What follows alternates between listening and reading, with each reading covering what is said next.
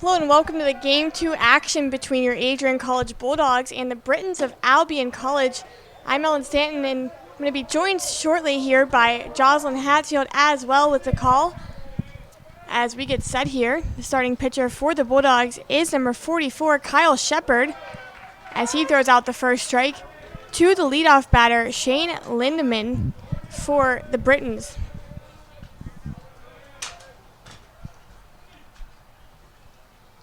A very wild pitch there by Shepard, went behind Lindemann there. He's definitely going to want to try to control these more.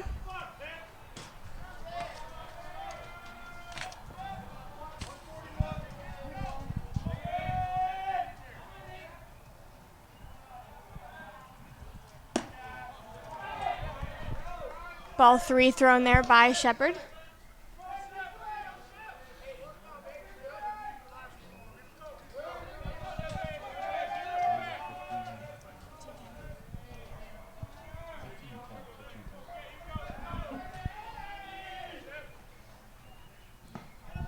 And taking his base is Lindemann.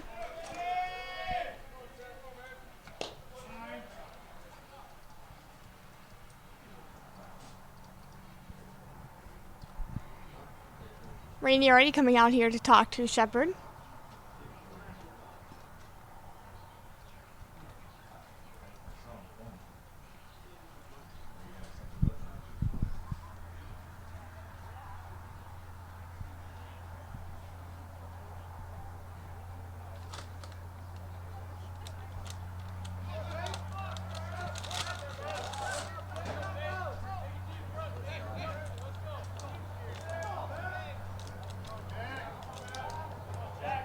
Next batter is pitcher number 23, Jack Wyman.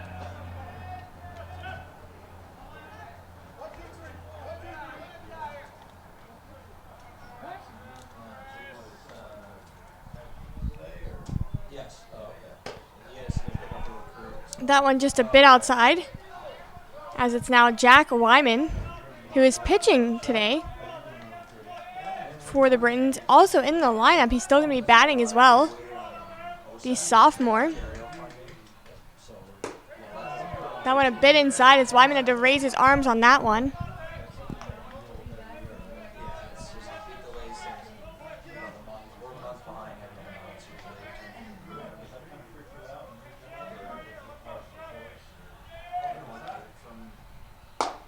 That one also inside.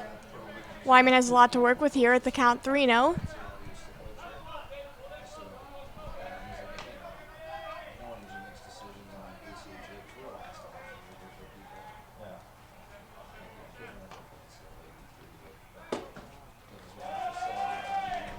And Wyman will take his base also after getting walked.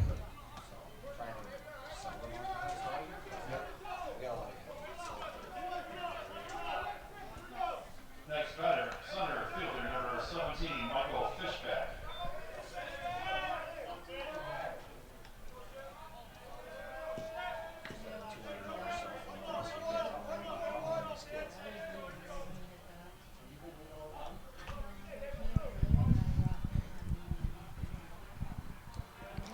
That brings up the center fielder, Michael Fishbach, the senior here.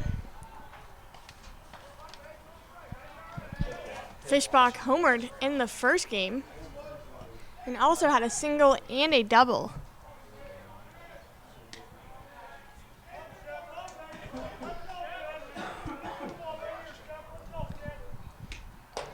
Shepard throws out ball 2 here to Fishbach.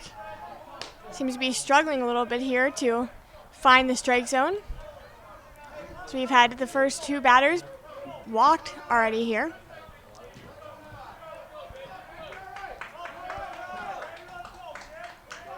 He's going to look to try to calm himself down here to get this strike thrown out.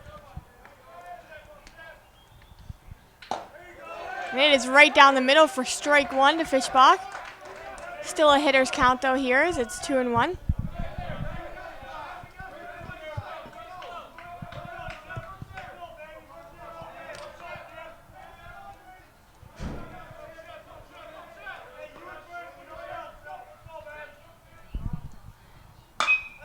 And that one, he really cut under that one. It's high.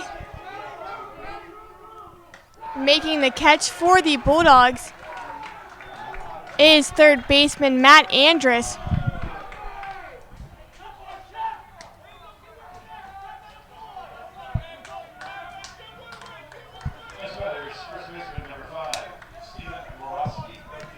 And that'll bring up the first baseman, Steven Morosky.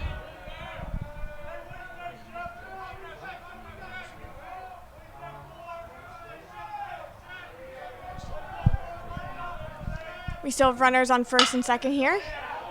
Making contact is Morosky. And rounding third and going for home is Lindemann, and he will score here.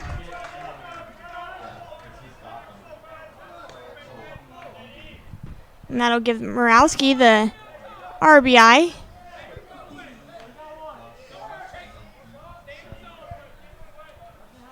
Bringing up second baseman Justin Dennis.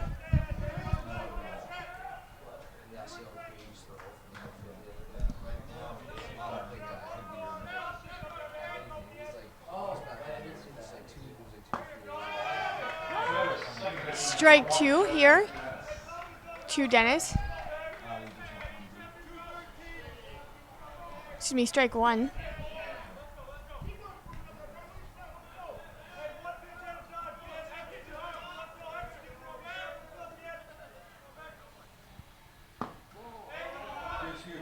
Now in a ball, count now 1-1.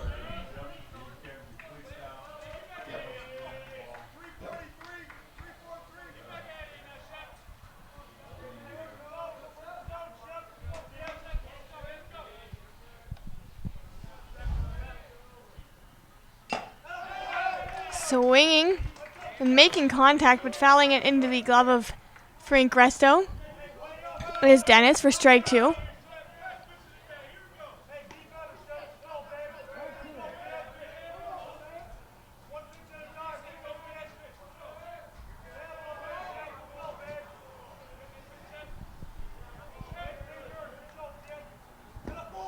And a swing and a miss there, and Dennis will strike out.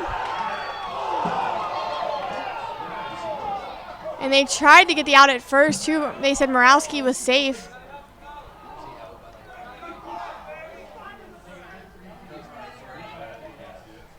Bulldogs not very happy about that call there. Can you get the door?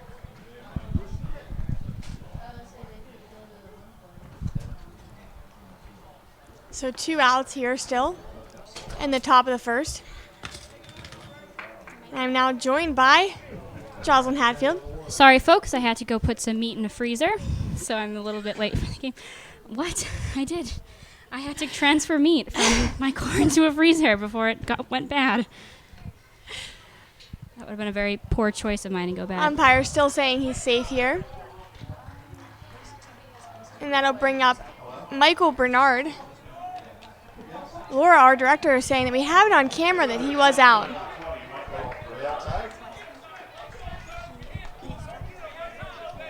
Oh, okay. I'm coming out. I'm coming out.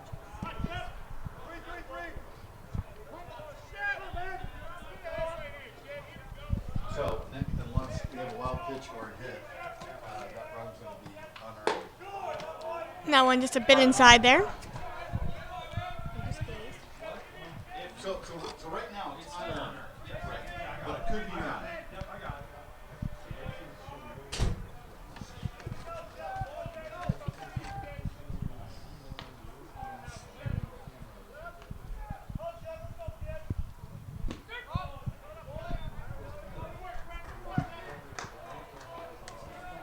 That one in the dirt here.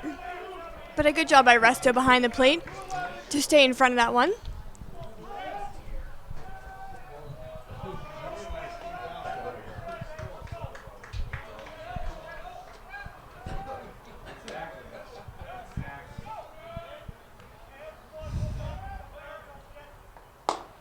It's a ball from Shep, as that brings the count to 3-0.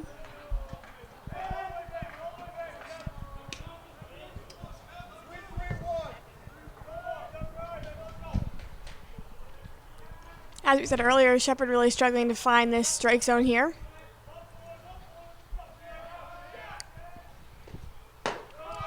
And he found it there. That was a strike right down the middle from Adrian College pitcher.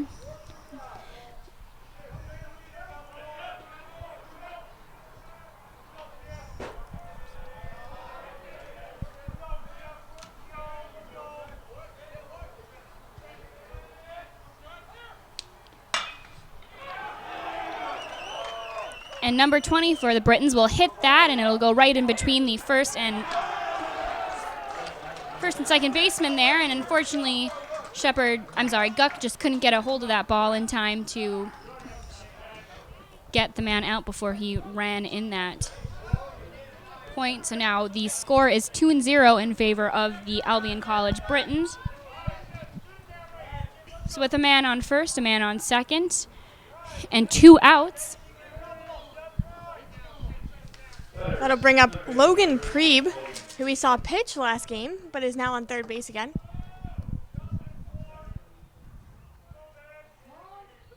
His time is called here, and Preeb steps out of the batter's box.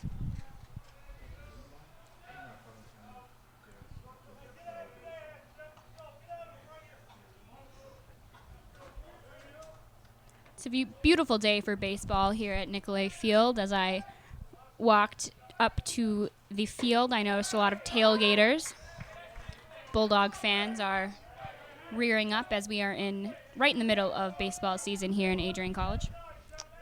I guess you could say it's a great day to be a Bulldog. I always like to say it's a great day to be a Bulldog.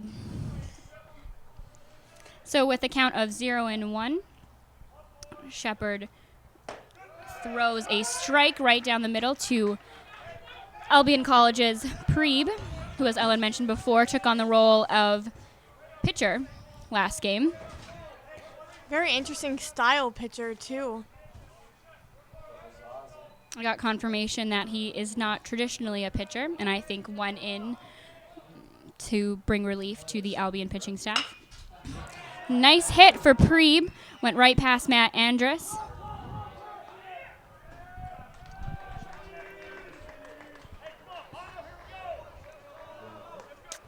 And with Preeb's single, that will load the bases for the Albion College Britons. With number 3, Spencer Bonifolio stepping into the batter's box. He is the catcher for the Albion College Britons. And that'll do it for Shepherd here.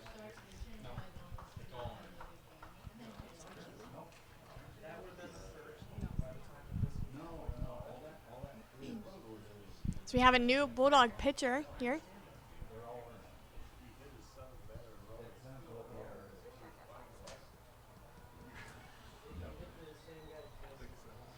No. Seven? It can't be 7. How does he 7 too? Are there 2 number 7s? I think so. 7 is pitching, number 7. 7 is throwing 7.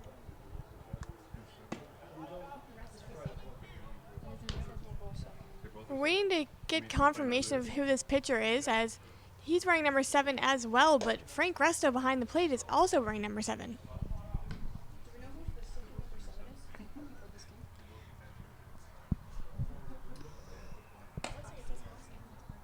I believe it is Parker Hossey, who is a pitcher here for Adrian College. He's listed as number 8 on the roster. I think his last name is Hossey.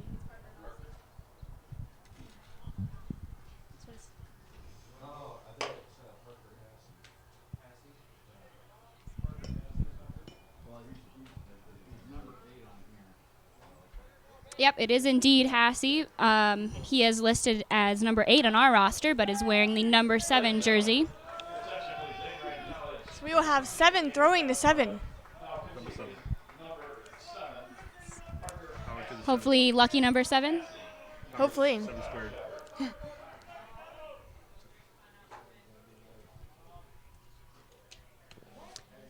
So let's see if this double 7 action can pay off here for the Bulldogs. So with 2 outs, Hassey's going to throw to Bonifolio, the catcher for the Albion College Britons, and the first pitch thrown to him is a ball.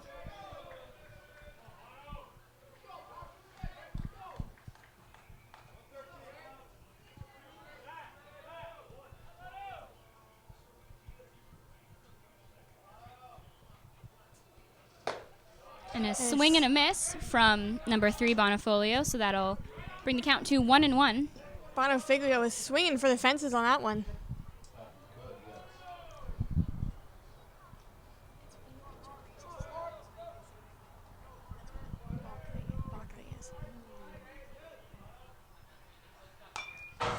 And that is a hard foul to the visitors' stands.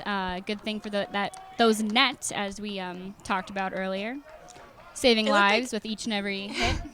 It looked like Bonifiglio was kind of like trying to lean back from it, but still went for the swing, and it hit his bat and fouled off like that. Yeah, but definitely hit just the very tip of the bat. So it's a very interesting hit there from Bonifiglio.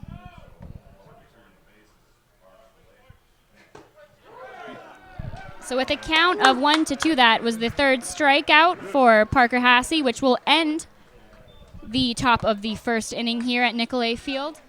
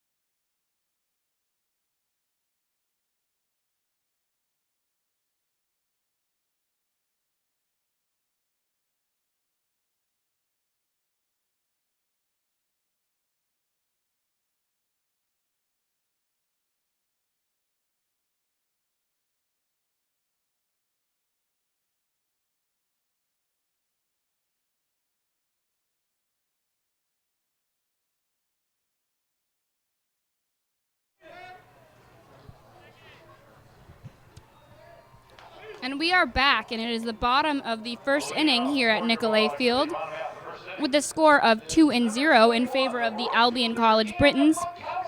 And Ian Mikowski, number 21 for the Bulldogs, steps into the batter's box.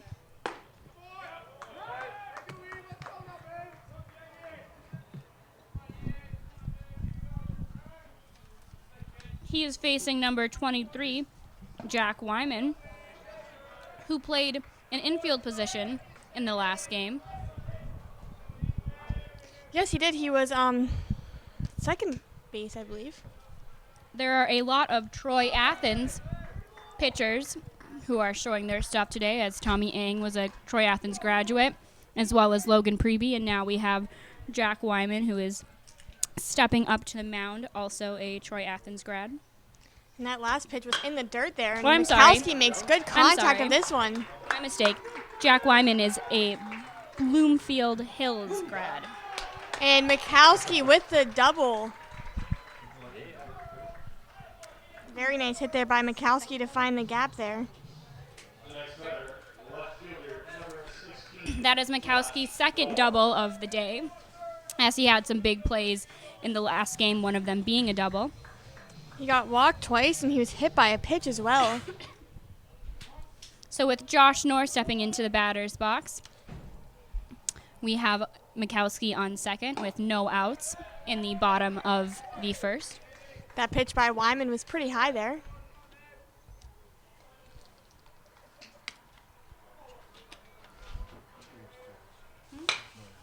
A nice hit there by Norris. He finds the left field, and Mikowski will round for home. Norris is going to stay at first, however. As we mentioned last game, Mikowski's one of his key components to making him a great player for the Bulldogs is his speed.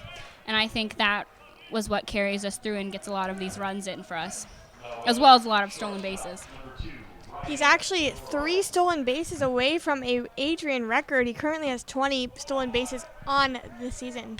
And with Ryan Doro in the batter's box, he takes the first pitch and he swings at it pretty hard, making it a strike from Wyman.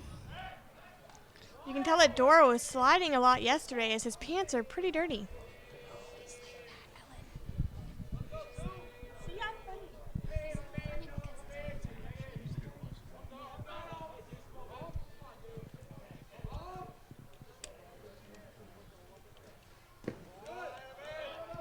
And that is a ball from Wyman, bringing the count to 1-1 versus shortstop Ryan Doro. That one, definitely not one of the pitches that Wyman would have wanted, but Bonafiglio doing a good job of corralling that one quickly. It's a hard pitch, a hard hit from Doro, but it'll be a fly ball and caught by the shortstop of the Albion College Britons. So that'll get the first out here in the bottom of the first inning.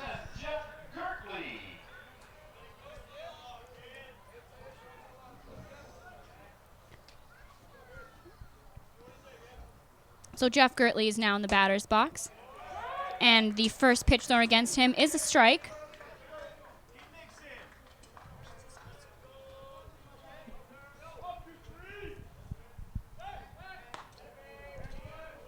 Wyman trying to catch Nor leading off a little too far there, but was unable to do so.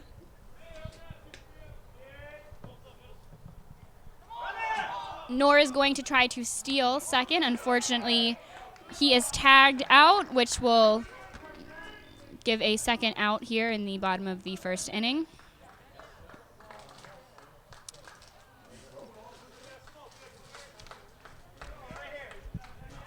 Interesting time for Nor to try to steal there.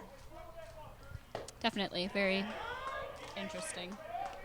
Gertley falls behind the count 0-2 here with 2 outs to the Bulldogs now after Nor got caught stealing.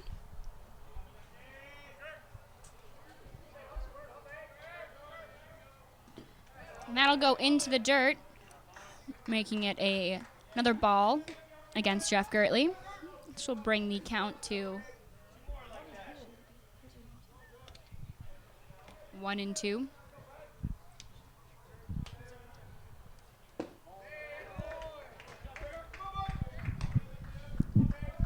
And with that ball, it'll be 2-2. Count against Jeff Gertley. Jeff Gertley is an accounting major from Northville, Michigan. Fortunately, he will strike out there, which will end the first inning here at Nicolay Field. So with the score of 2-1 with the Albion College Britons leading, we'll lead into the second inning.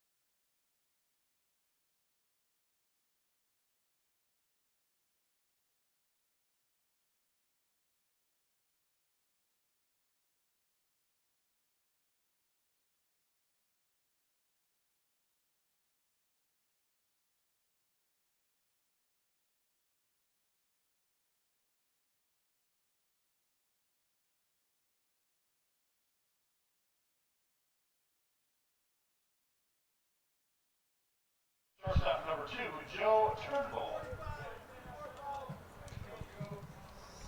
So at the top of the second inning, Joe Turnbull for Albion Britons takes the batter's box versus Parker Hassey.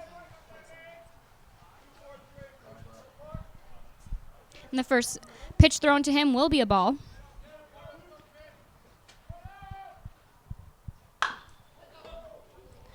And one coming in hot there to the Bulldogs dugout. Definitely, that was a vicious hit off of the tip of Turnbull's bat and nearly took off the head of a few Adrian College Bulldog baseball players. Luckily, all those players get to keep their faces looking nice.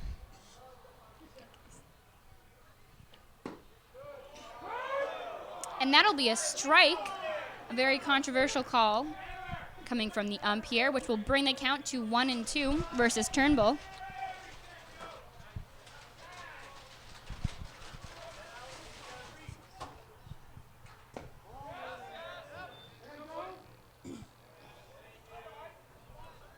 And Resto thought that he would get Turnbull out with that pitch, but the first base ump is saying otherwise, so they'll keep the count at 2-2.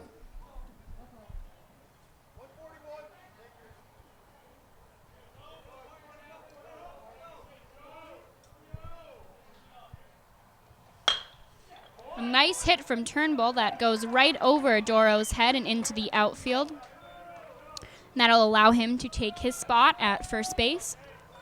So with no outs and Turnbull on first, number 19, Shane Lindemann, steps into the batter's box for the Albion College Britons.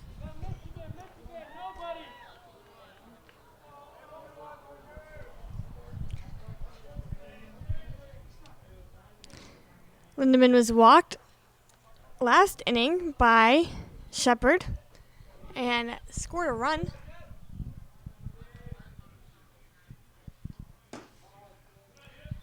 Good, quick, athletic play there by Resto to get himself over there in time to make that catch.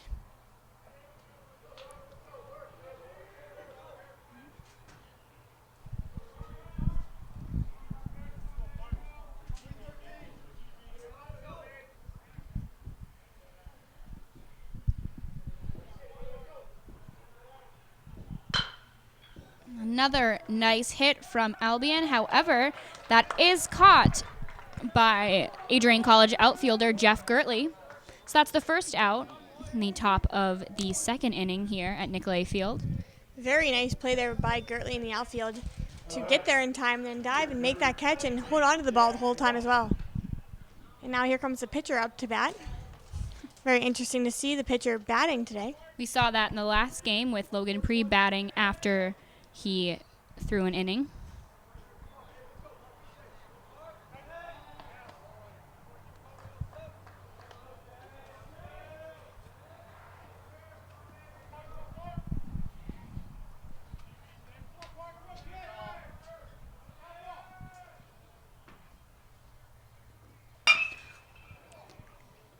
Nice ground out hit. Ryan tagged out a man at second and then threw it to Guck on first base to have a double play, which will end the top of the second inning here at Nicolay Field.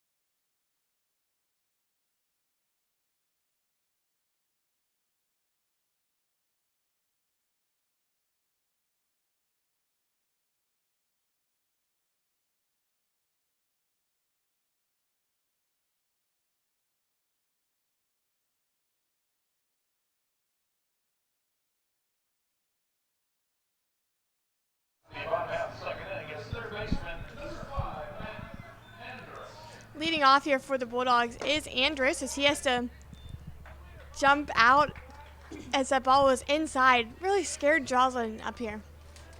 Sorry, I'm feeling a little bit jumpy today for some reason. Ooh, and Matt hits it right to the pitcher, and he tries to reach out for it, but unfortunately didn't. But the second baseman was there to make that play and get Matt out at first.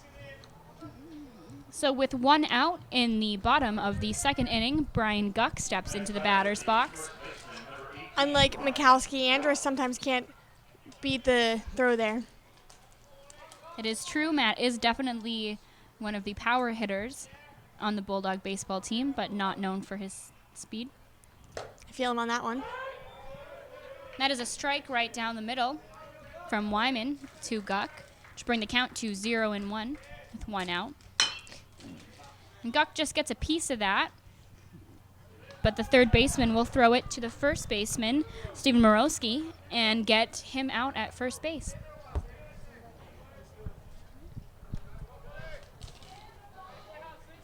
So with 2 outs and a score of 2-1 in favor of the Albion Britons team, Gunnar Glodich will step into the batter's box. Gunnar had an excellent offensive game last game, and he is hit only off of a bounce from the ball on the ground, so that'll be a ball. Could have almost reached out and catch that one here. There wasn't an inning. And another ball is thrown from Wyman, making the count 2-0. And I don't really know if I have that much faith in your catching skills to make that catch, but maybe on a good day. I've played hockey for quite a while now, so being a goalie, you'd think I would have those skill sets. So that'll be the third ball thrown, making the count 3-1 from Wyman to Glodich.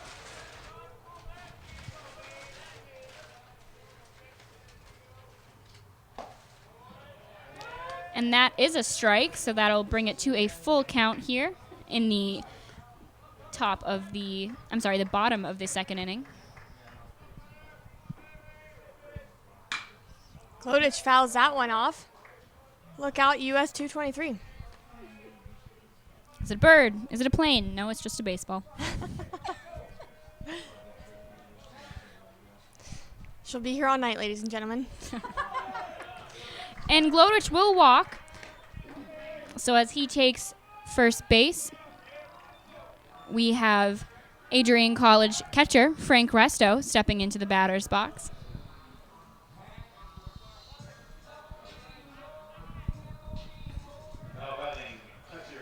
So let's see what Resto can do with 1 on and 2 outs here as he awaits his first pitch from Wyman, but he'll step out.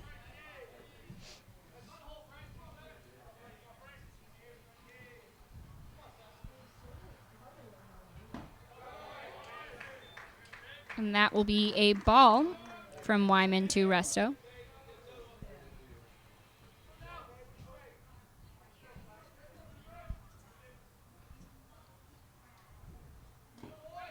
That one in the dirt, and they might catch Glodich here, but he'll get back safely. It was a close call there for Glodich. I think he perhaps thought that Albion College catch wouldn't be able to get a hold of that as quickly as he did.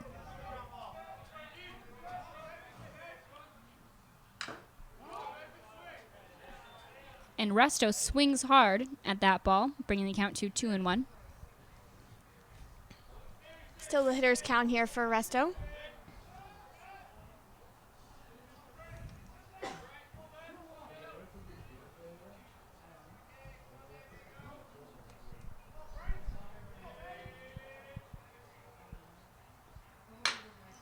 It's a Nice hard hit hit from there. Resto. Let's see if it drops.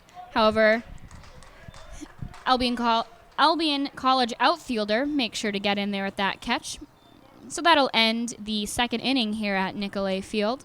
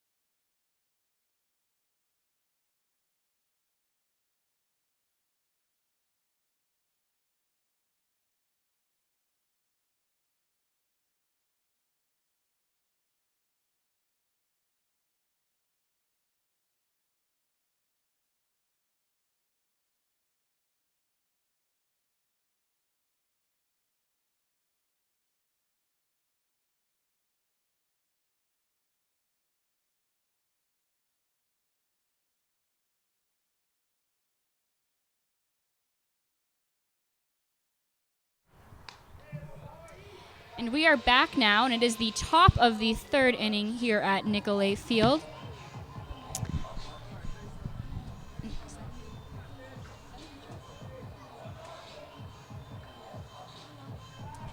And Parker Hasse is still on the mound for the Adrian College Bulldogs. And he will go up against number 17, Michael Fischbach of the Albion Britons.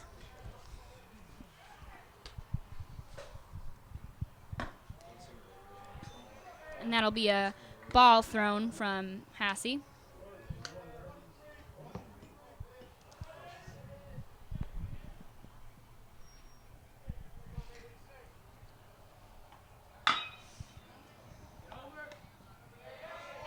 Nice play there by Guck as Fischbach's hit was bounced over and Guck was able to run up and tag the base there for the first out of the third inning.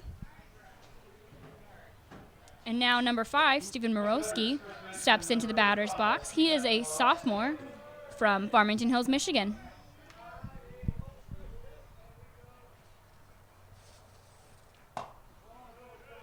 And the first pitch thrown from Hasse is a ball. Morowski went 2 for 4 last game. And he had 4 RBIs in the last game. Some pretty impressive stats. The second pitch thrown to him will be another ball, bringing the count to 2-0.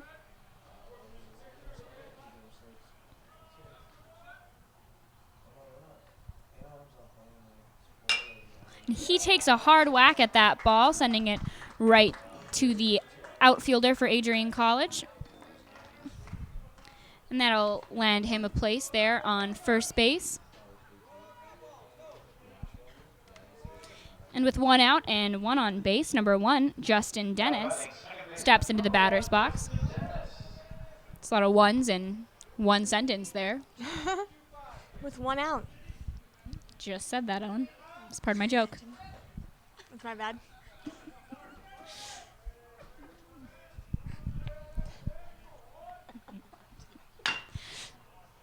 And Dennis takes a hard hit at that. However, they're able to get them out at first. Second. I'm sorry, second, but unable to get Dennis out at first base. So that'll be 2 outs in the top of the third inning here as number 20, Michael Bernard, steps into the batter's box.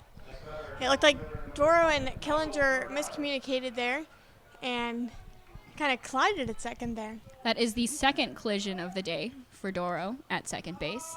The It first is. being the first with one with the runner. Yep, the runner.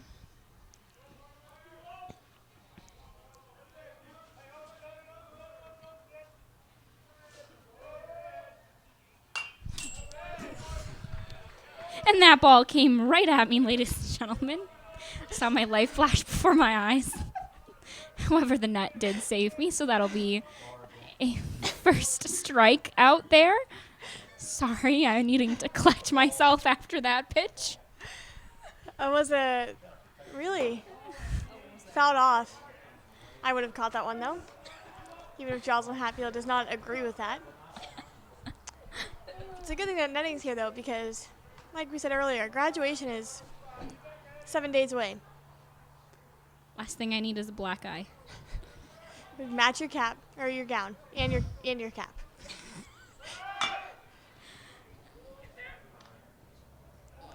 So, ooh.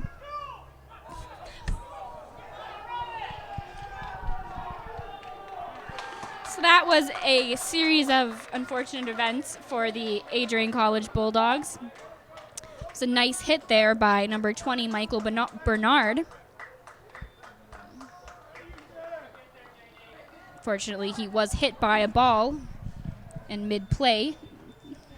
Killinger just overthrew it a little bit, and then it hit luckily, his helmet, Bernard's helmet. Killinger went over and apologized for that. Of course, he didn't do it intentionally. And so he had a double. Everybody makes mistakes, so. Everybody has those days.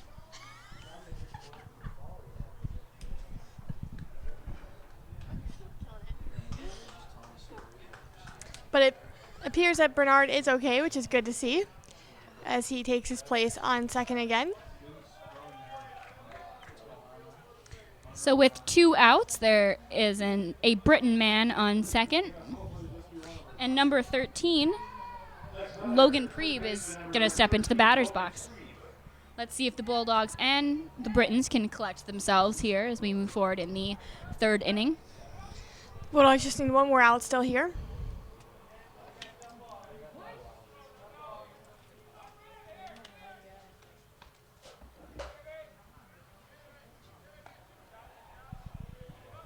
What just happened?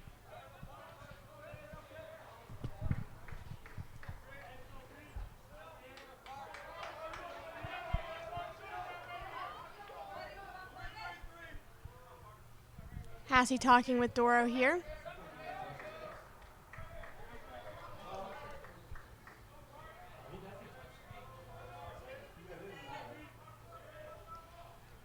Hassey gets a sign from Resto here. Gets ready for the first pitch to That'll be a ball. Logan Priebe.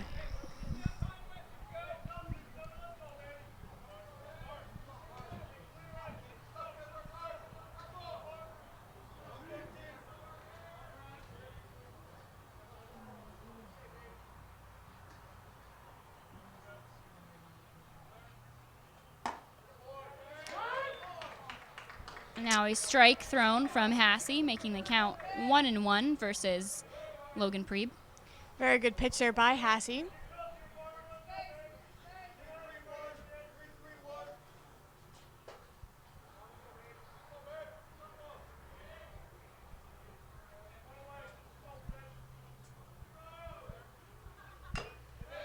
And that one tipped off of Priebe's bat into the glove of Resto for strike 2.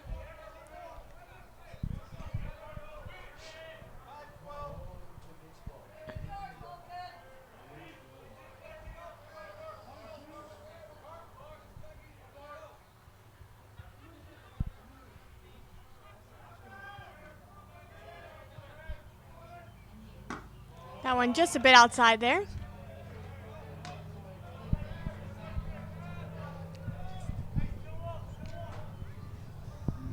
Count 2-2 here to Priebe.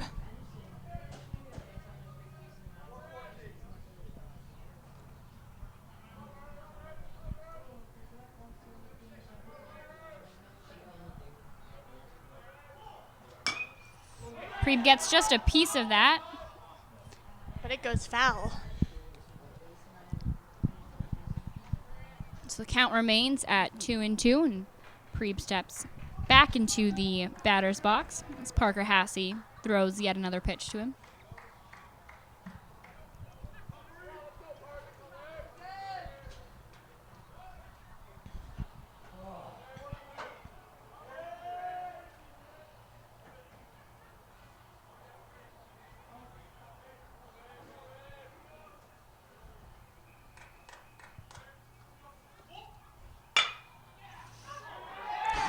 And Priebe hits that right past Ryan Doro, and that will allow another Britain man to run home. So as Priebe takes his spot on first base, the score moves to 4-1, still in favor of the Albion College Britons.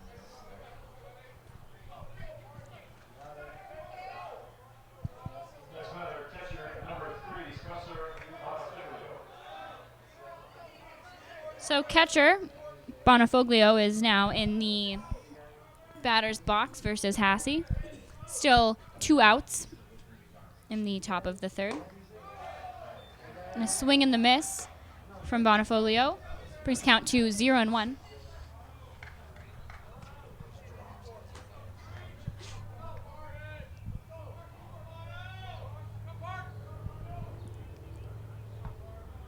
Hassey put himself ahead of the count here.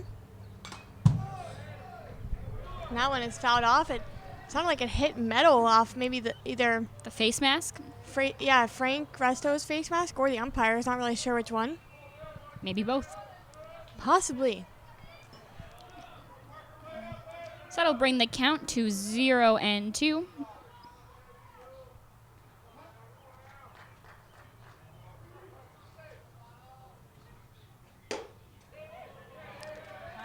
one looked to be right down the middle, but the umpire did not see that.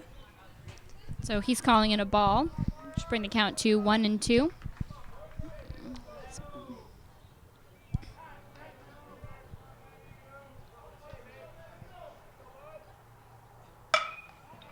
You can hear Bonifiglio get a nice piece of that ball.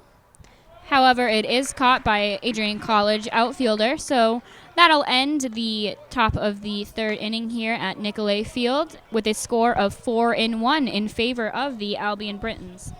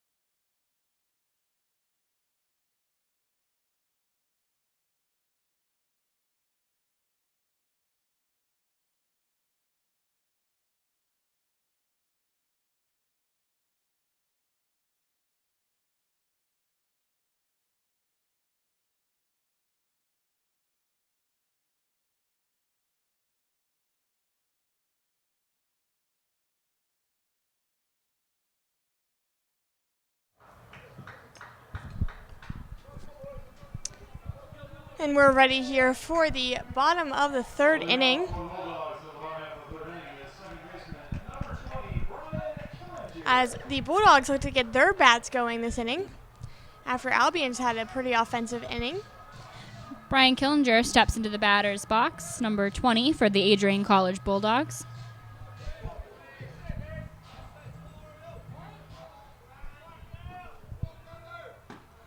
Wyman's first pitch to Killinger is a strike.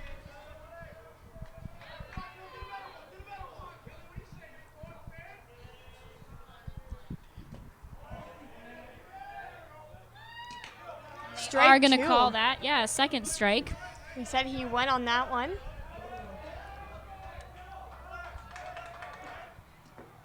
That one in the dirt there for ball one to Killinger.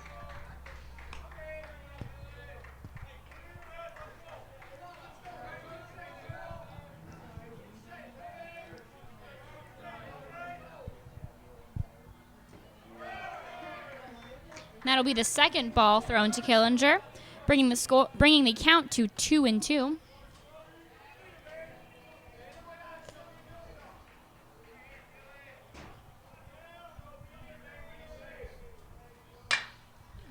Be a nice hit from Killinger. And that'll be a home run from Brian Killinger. Went clear over the fence here at Nicolay Field.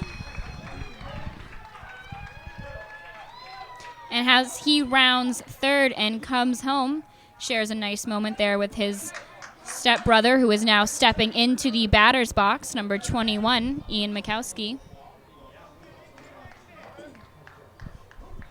So that'll bring the score to 4-2, still in favor of Albion College Britons. Right fielder number 21, Ian Mikowski.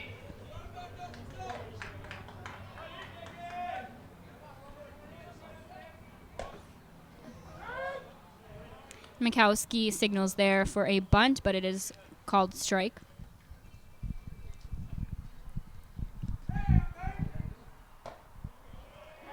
That one is called a strike as well. Looked a little bit outside there.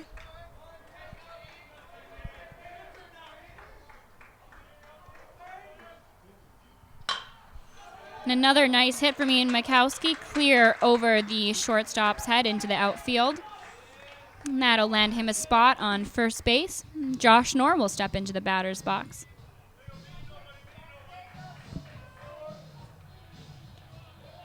The next batter is left fielder number 16, Josh Knorr.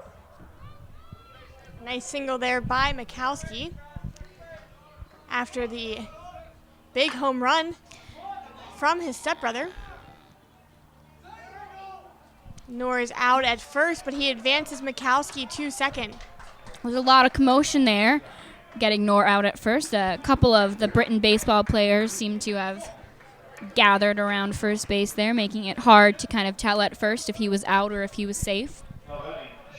But that is the first out of the inning for the Bulldogs. Ryan Doro is now taking his spot in the batter's box.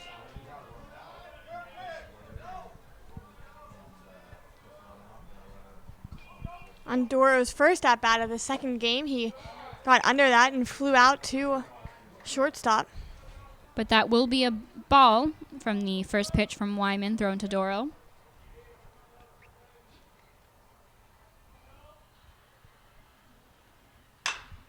Doro makes great contact on that one, finds a gap too. And that goes pretty far into center field. And he will score Mikowski and get the RBI double. So with Doro's double, that brings the score to 4-3 and positions Ryan on second base as Jeff Gertley now takes his place in the batter's box. Still only one out in this inning. Better selected number 10, Jeff Gertley. Good eye there by Gertley as that one was a ball thrown by Wyman.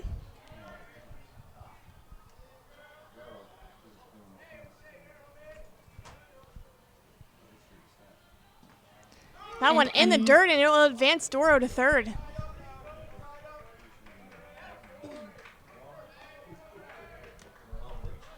Off a wild pitch there, thrown by Wyman. Bonofiglio did his best to try to control that one, but was unable to do so.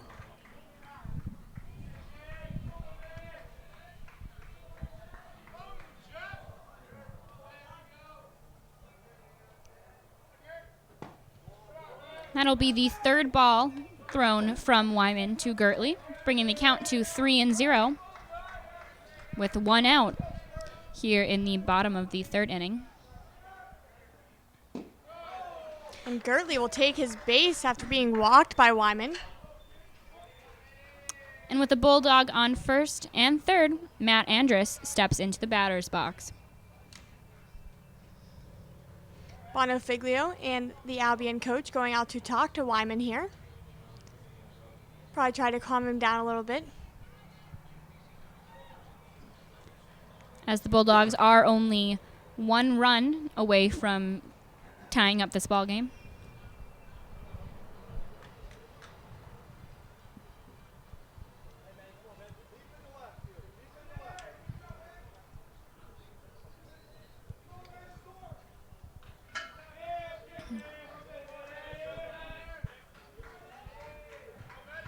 Now batting third baseman number 5, Matt Andrus. So Andrus is up for the Bulldogs, and as Jocelyn said earlier, runners on first and third, and one out here. Andrus is an Avondale High School grad from Troy, Michigan. As he takes ball one that was inside and very low.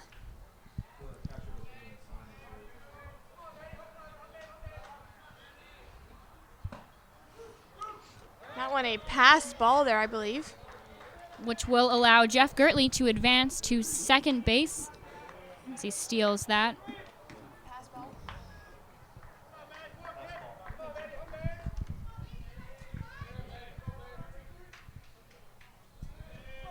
Count of 2-0. Matt gets a nice, powerful hit off of that ball, but it will foul out, bring the count to 2-1.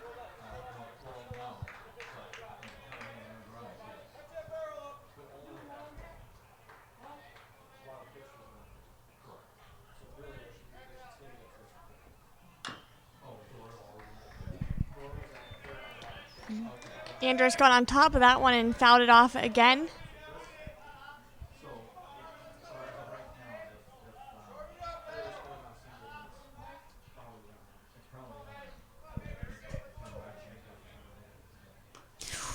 Ooh, and Matt is hit in the wrist, I believe, with that ball. That was a hard hit to him. he is struggling to take his place at first, but he will earn a base off of that pitch hit.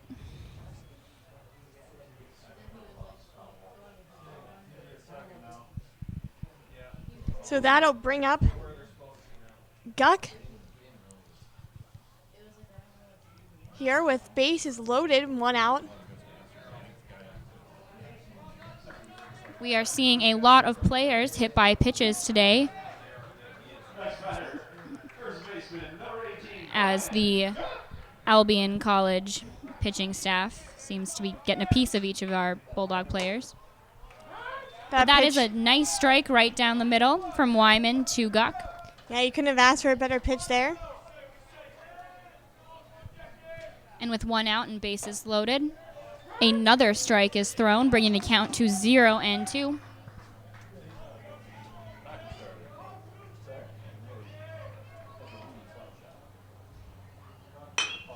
And Guck gets a nice piece of that ball, and it will drop. And that'll allow Doro to come home, and that'll bring the score to 4-4. Fortunately, Jeff Gertley attempted to slide home, but seemed to collide head-to-head with the catcher there, and that'll be an out.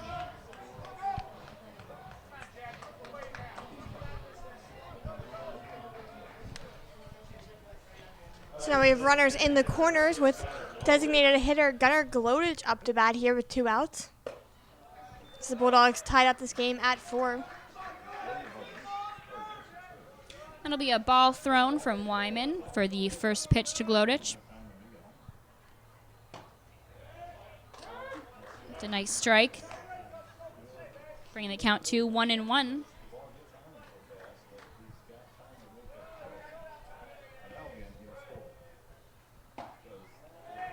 That one a bit outside. Good eye there by Glodich. Hitters count now to Glodich.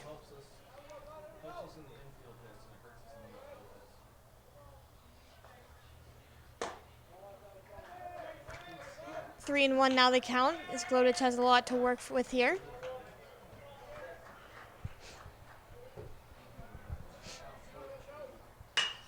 That's a hard hit from Glodich.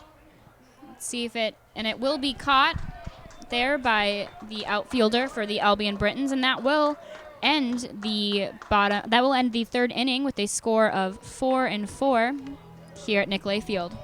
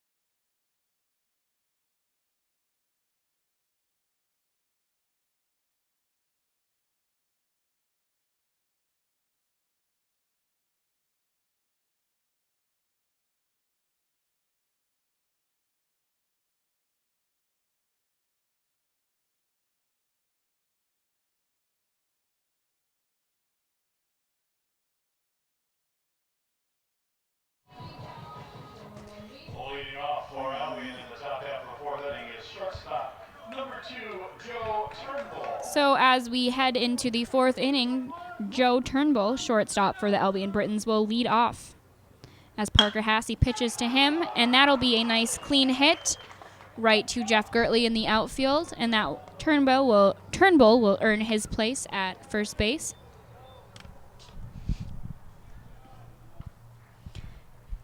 Now we have number 19, Shane Lindemann, stepping into the batter's box.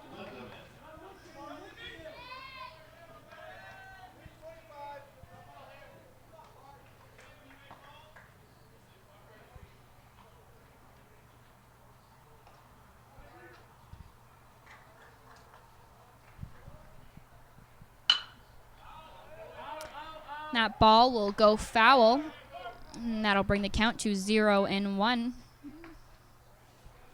Lindemann is currently 0 for 1 so far.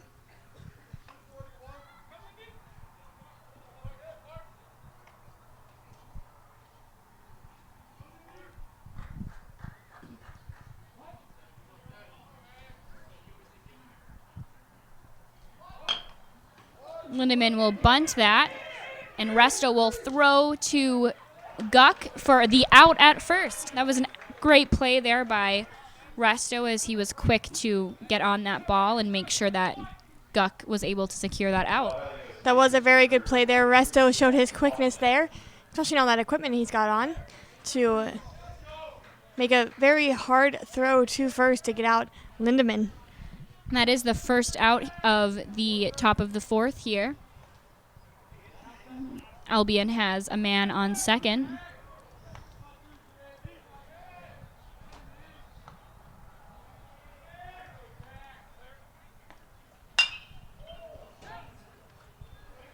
And the first pitch to Jack Wyman will be a foul ball. This is the pitcher for Albion today.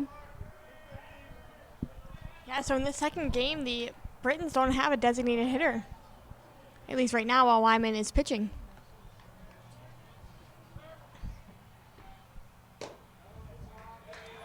Very good eye there. It's going to bring the count to 1-1.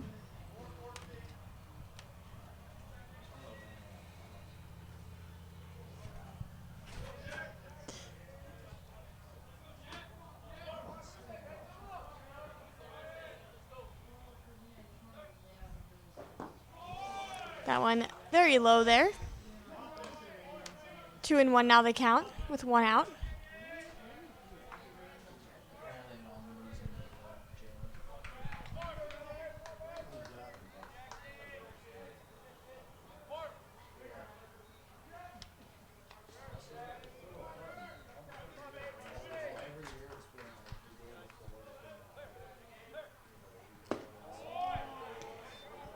And that will be another ball, bringing the count to 3-1 from Parker Hassey versus Wyman.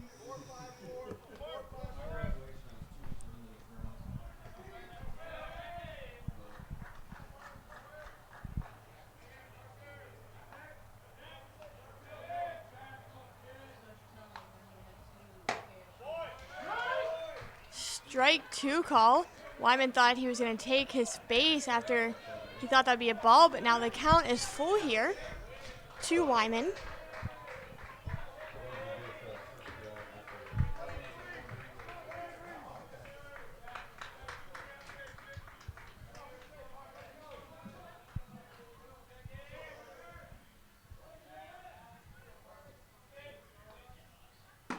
And that will be a ball, which will allow Wyman to walk to first base there.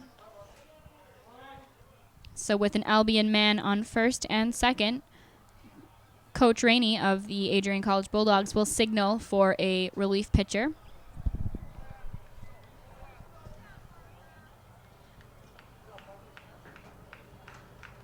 So that'll do it for Parker Hassey.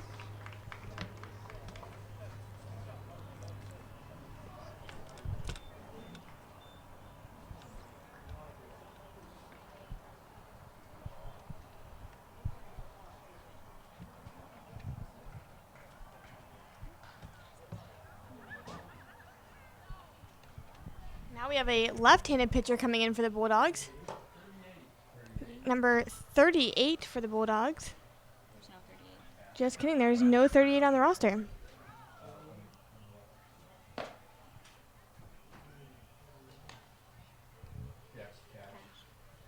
his first name?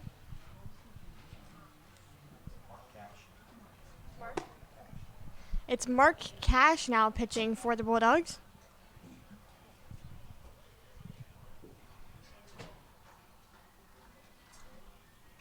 Ladies and gentlemen, your attention please. A change in the Bulldogs lineup.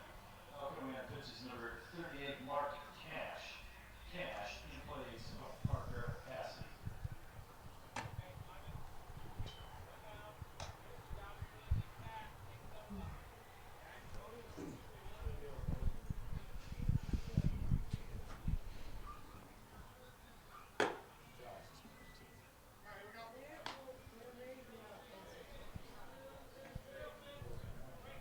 So Fishbach is up to bat here now with Cash on the mound now for the Bulldogs. Is center fielder number 17, Michael Fishback.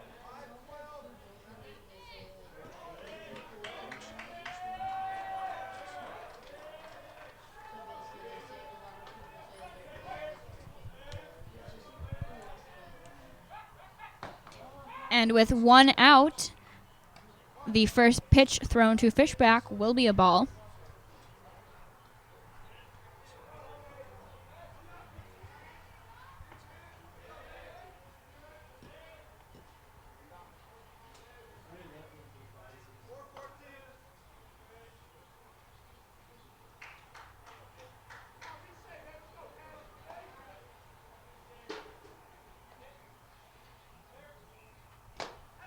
And a swing and a miss from Fishback will bring the count to 1-1. That was a pretty clean and hard strike there from Cash.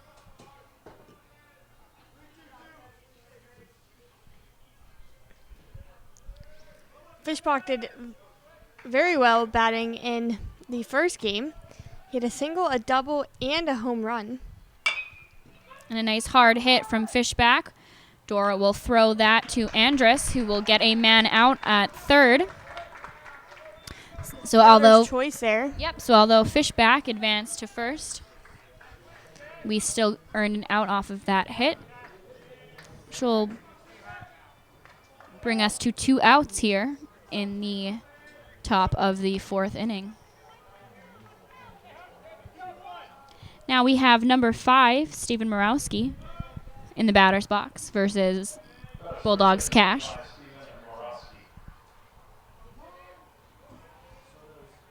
His time is called here. 2 outs for the Britons. Interesting choice. Morawski seems to be going without any batting gloves. Don't see that very often. I think Brian Guck also is doing that today, I noticed. And that'll be a ball thrown from Cash. That one got away from him a little bit, but very good job there by Resto, however, to get up quickly to make that catch.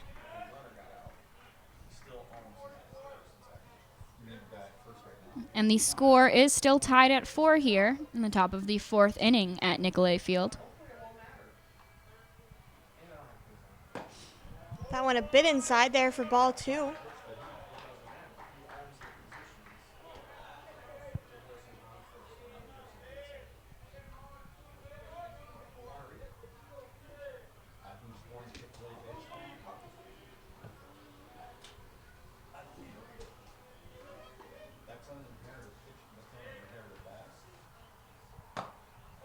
And that'll be a strike, which will bring the count to 2-1.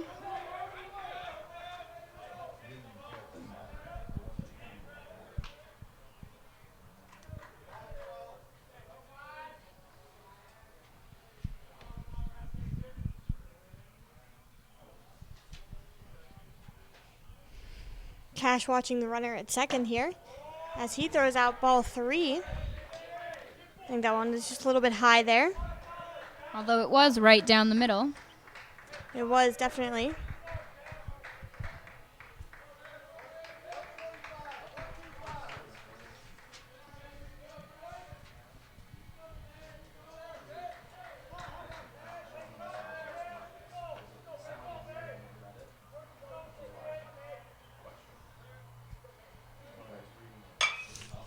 And making contact is Morawski, but it is fouled off over the first base line. bring it to a full count here as Cash continues to throw to Albion's Morowski.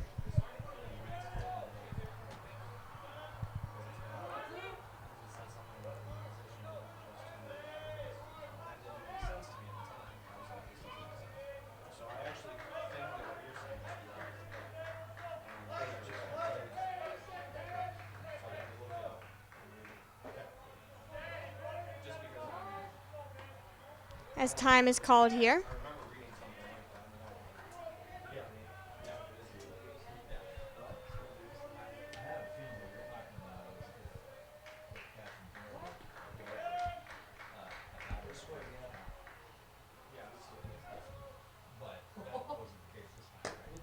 And that is a ball, which will allow number 5, Stephen Morowski, to walk to first base. So with bases loaded, number 1, Justin Dennis, will step into the batter's box for the Albion Britons. As right now, Frank Resto conferences with Cash on the pitcher's mound. Dennis is currently 1 for 2 so far in the second game. He got a single in the third, and he struck out in the first. Second baseman number 1, Justin Dennis.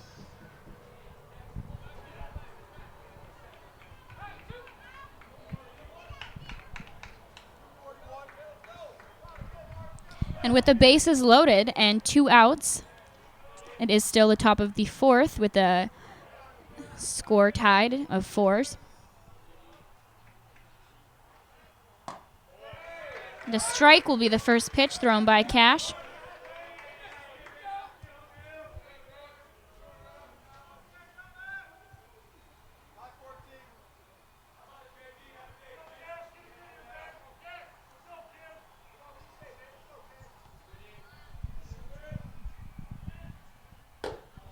That one just a bit outside there. Count now 1-1 here. The Bulldogs just need one more out here to escape this bases loaded.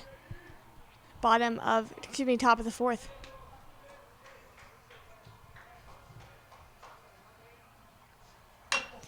It's a hard hit from Dennis, but it will foul out, so that'll bring the count to 1-2.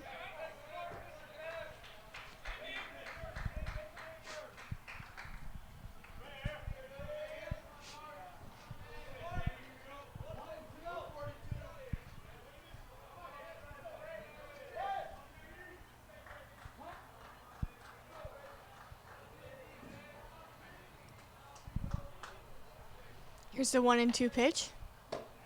It is just a bit outside there. The count now moves to 2-2 here to Dennis.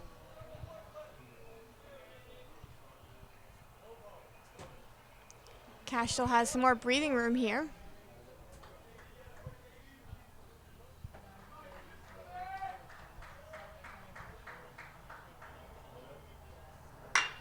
It's a hard hit from Dennis, but it will be caught and by our second baseman, Killinger, who will throw it to Guck for an out at first base. What a play there by Killinger to run over, make that diving play, and get the out at first.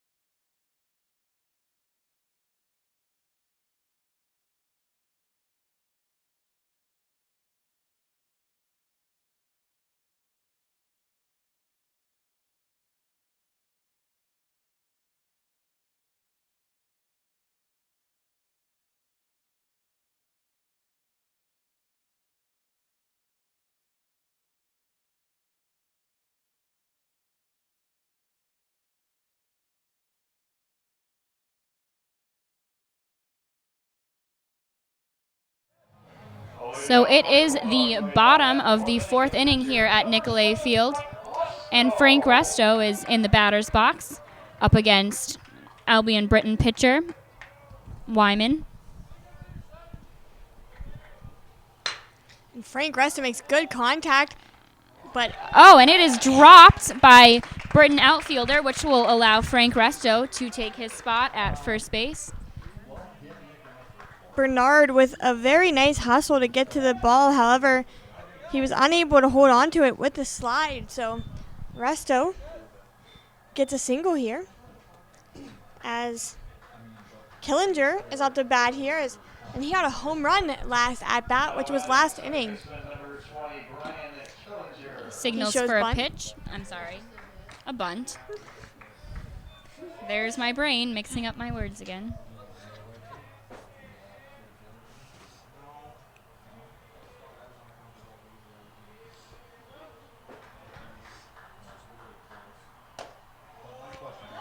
That'll be a strike thrown from Wyman, which will bring the count to 0-2.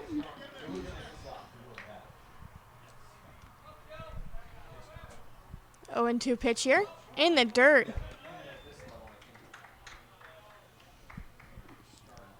Moving the count to 1-2 now.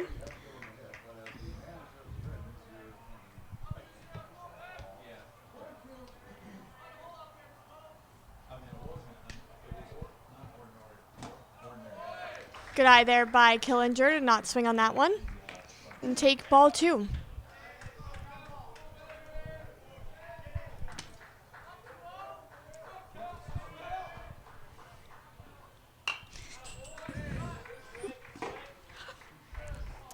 And that is a foul ball. Again, directed right at the press box. So the count will remain at 2-2 as Wyman pitches to Bulldogs Killinger. Another one. That'll in the go dirt into here. the dirt, and Resto will run and steal second base there.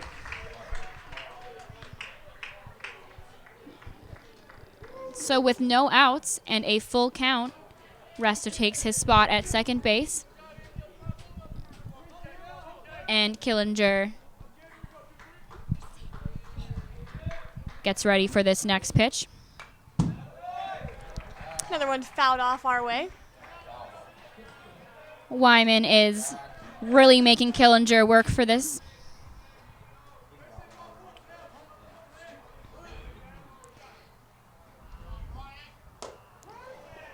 And that'll be a strike, according to the ump. Wow, that's very surprising to me. That looked really inside there.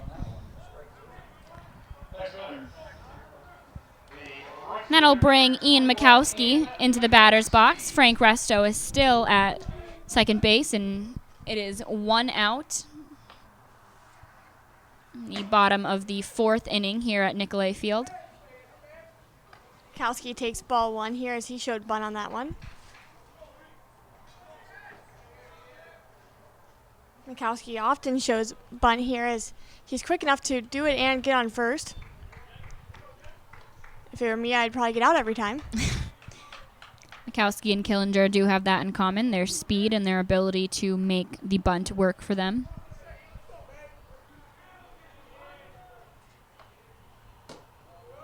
That one outside for ball 3.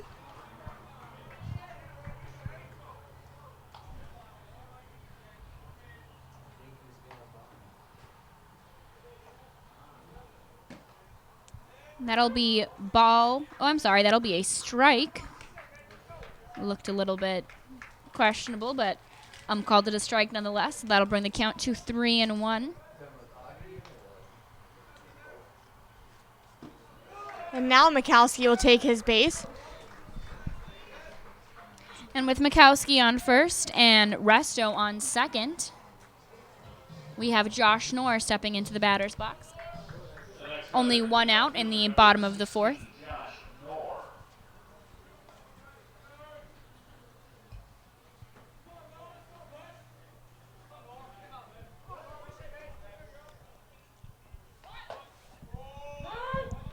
Knorr takes strike 1 here.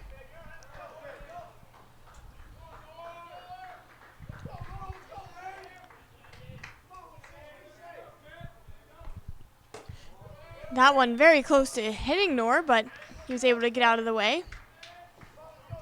So that'll bring the count to 1-1. And a hard hit from Nor. A nice play in the outfield there by the center fielder, Michael Fischbach, to get that out. So that'll be 2 outs as Ryan Doro steps into the batter's box. Mikowski on first and Resto still on second. Next batter, shortstop number 2. So let's see what Doro can do here with the 2 outs here. And runners on first and second.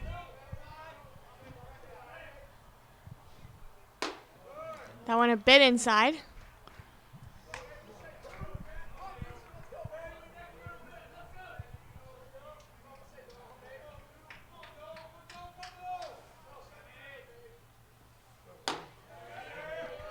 The second pitch thrown is another ball, and that'll bring the count to 2-0 from Wyman to Doro.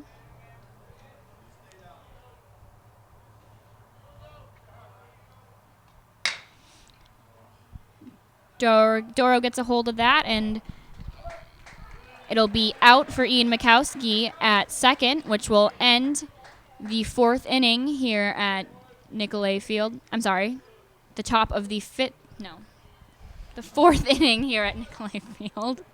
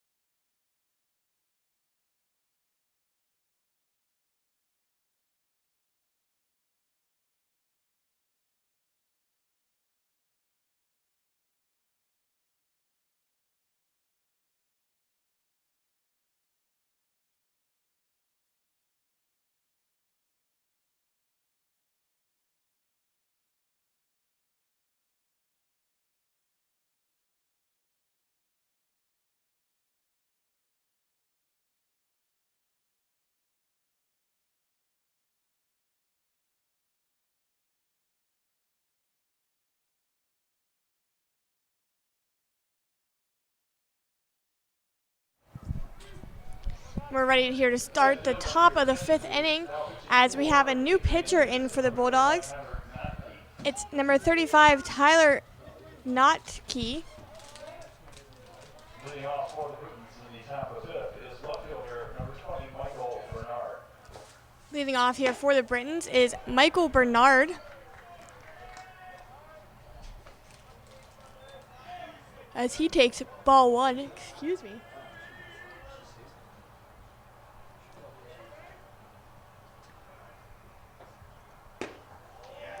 That one a bit low there for ball 2. Knotke coming in relief for Cash. The Bulldogs' 4th pitcher of the 2nd game.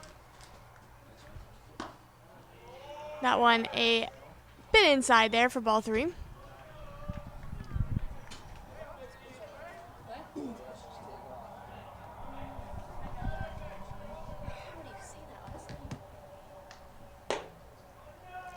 And taking first is Bernard after being walked by Gnotke. Next batter, third baseman number 13, Logan Creve.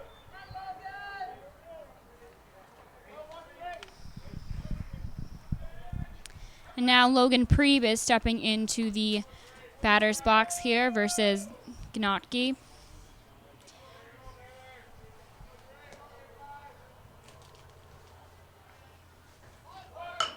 Showing bunt and getting the bunt successfully. And he is out at first. So that'll be the first out here in the top of the 5th inning. We're still tied here at 4 between the Britons and the Bulldogs. And now number 31, Ronnie Williams III, steps into the batter's box for the Britons. Attention, please. In relief of Bonifiglio. Is number 31, Ronnie Williams III. Williams in place of Spencer Bonifiglio.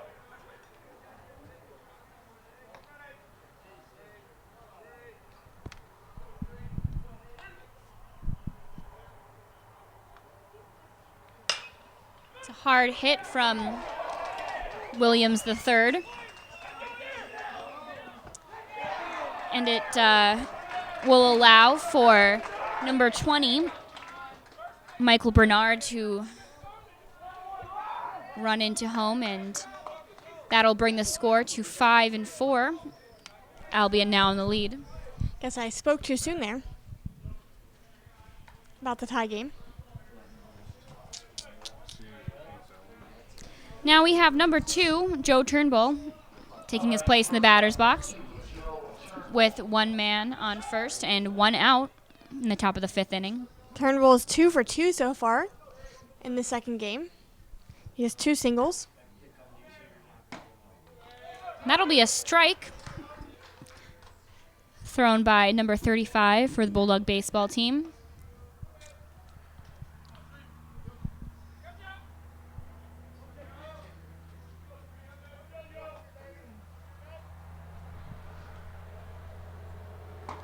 And a hard swing and a miss there by Williams.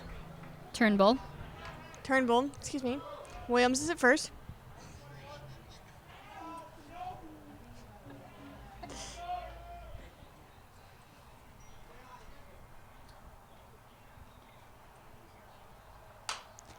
And a foul ball will be hit there by Turnbull. As Resto and Guck attempt to make that catch, but it hit the top of the visitors' seating area. So that'll bring the count to 0-2 with 1 out. Top of the 5th inning here. Turnbull in the batter's box. And we will be playing 9 innings in the second game as well. The ball was in the dirt. Resto throws for Doro. And he He is tags him out out. at second. So with that out, that'll make it 2 outs here in the top of the 5th. Turnbull still in the batter's box with a count of 1-2.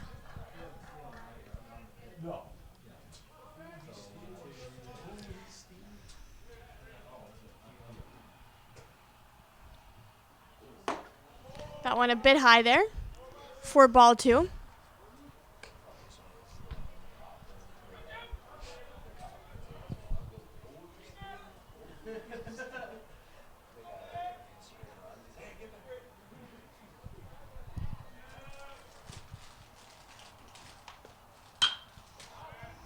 That one fouled off by Turnbull.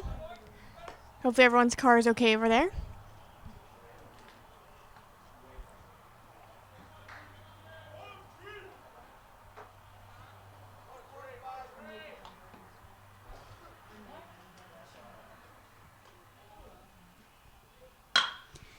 Turnbull will hit that right down center field, but it will be caught by number 10, Jeff Gertley, and that will end the top of the 5th inning here. And the Albion Britons are in the lead with a score of 5-4.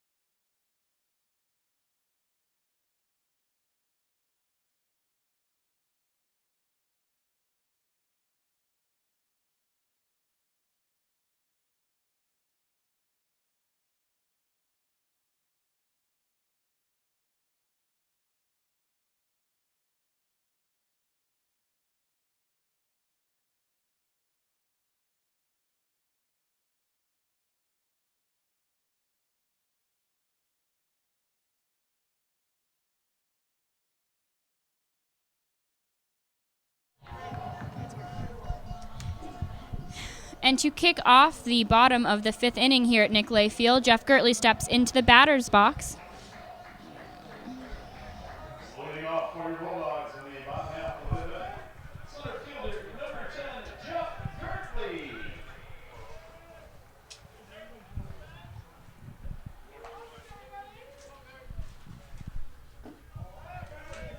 That one in the dirt, so Gertley will take ball 1 here. Wyman still on the mound here for the Britons. Another ball is thrown by Wyman, which will bring the count to 2-0.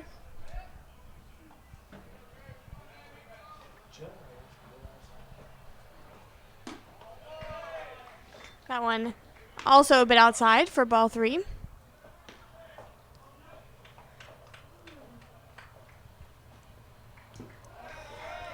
And the 4th ball will allow Gertley to take a spot there at first base. Matt Andrus is now going to step into the batter's box.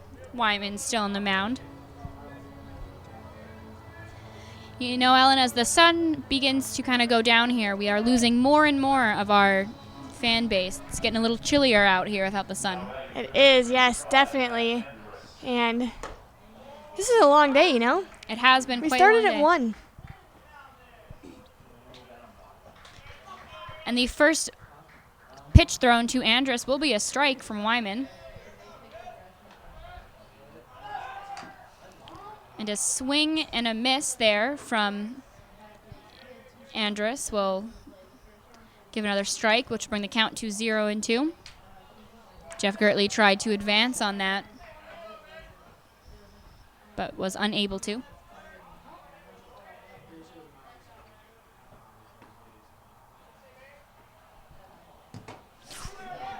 And that'll go into the dirt and actually bounce up to hit the ump right square in the face mask. However, Gertley is able to steal for second on that pitch. And that'll bring the count to 1-2. That one bounced right up. Luckily, the umpire is wearing that face mask to keep him safe back there. Safety first is what I always say. It is indeed what you always say. That one in the dirt again. But Gertley will go back to second. However, Williams was quick to get on top of that before it turned into a bad play there for the Britons.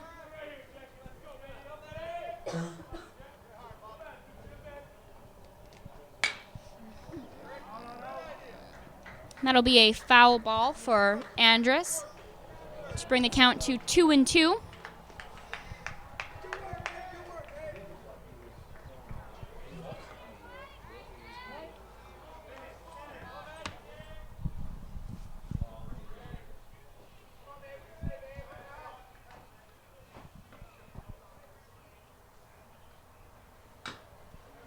Andrus fouled that one off as well. And his count will remain at 2-2. To lend assistance by giving the up more balls, we have the Bulldogs' youngest player, Coach Klotz's son, wears the number 7 jersey. And that one inside for ball 3. The count now full for Andrus. It's a hard pitch by Wyman, but as I said, just not quite in the right spot there.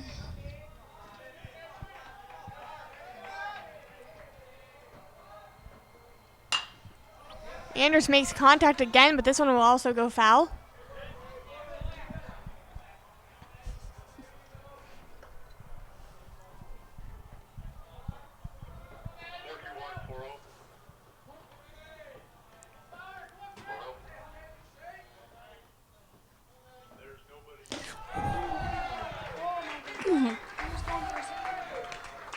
And that was a little crazy pitch there. Yeah, wild of a pitch there by Wyman.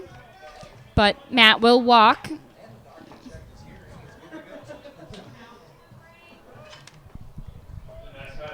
So now there are Bulldogs on first and second base with no outs. Bottom of the 5th, and Brian Guck is taking his place in the batter's box. Guck showing bunt, and he'll take strike 1 here. It was a very dangerous play there almost. Luckily, Andrus was able to get out of the way quickly. Andrus is another Bulldog baseball player who will be graduating next Sunday. Luckily, he's wearing a helmet to protect him as well.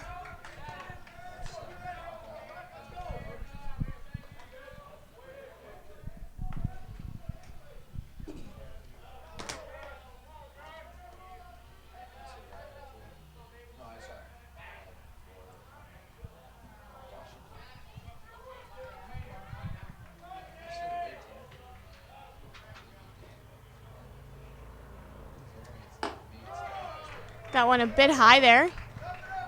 So Guck will take ball 1 for his count, now 1-2.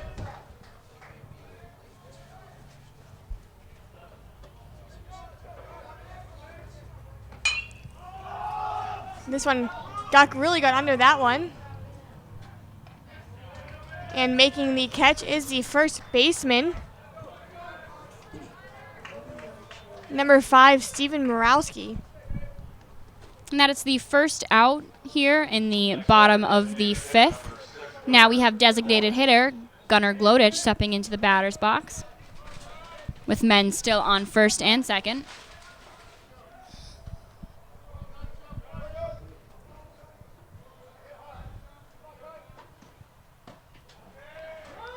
That one looked a little bit low, but it's called a strike here by the home plate umpire.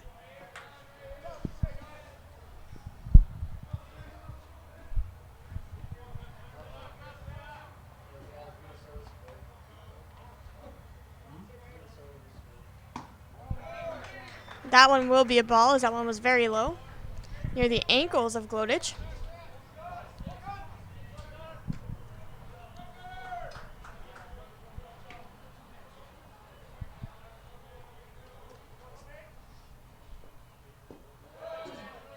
Good eye there by Glodich to decide not to swing at that one, to take the 2-1 count.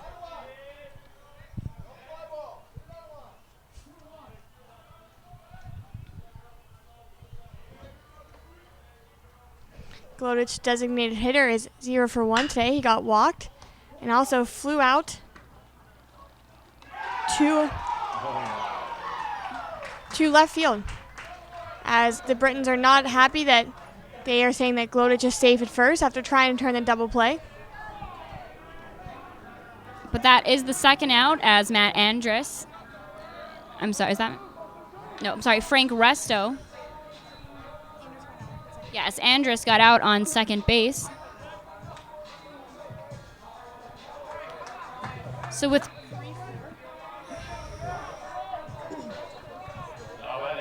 2 outs, Frank Resto is going to step into the batter's box. The Bulldogs do have a man on third base, as well as a man on first.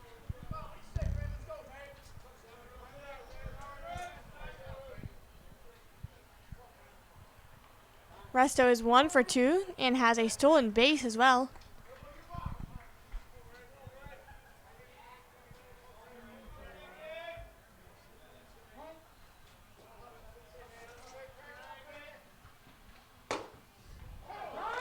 Strike 2 thrown out by Wyman to Resto here.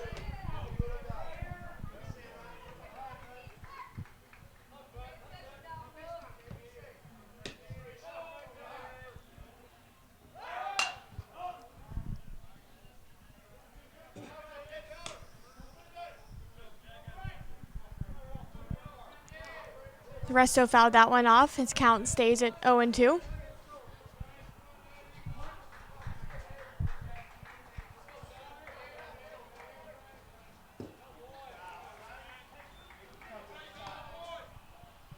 Resto gets the first ball here.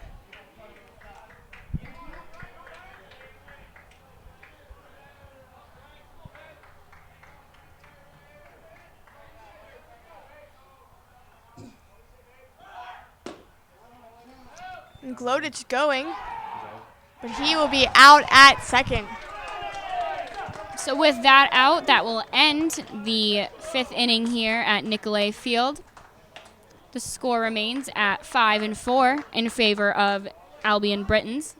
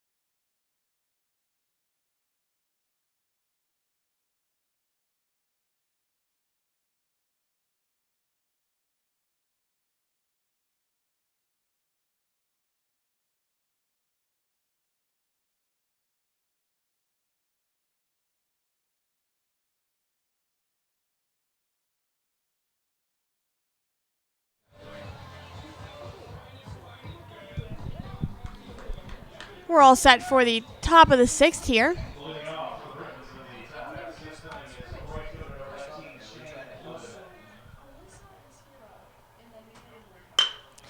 Making good contact is Lindemann there. Unfortunately, it will be an out at first base from a throw from Killinger to Guck. And that'll bring up the pitcher, Jack Wyman, into the batter's box now with one out after that quick out from the Bulldogs.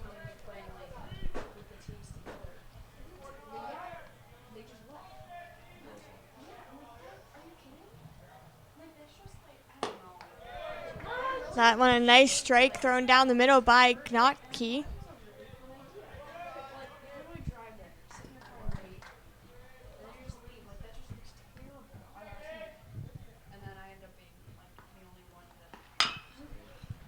That one will be fouled off there by Wyman. His count now goes to 0-2. That ball almost got a piece of Albion's third base coach over there. It's a good thing he was paying attention over there.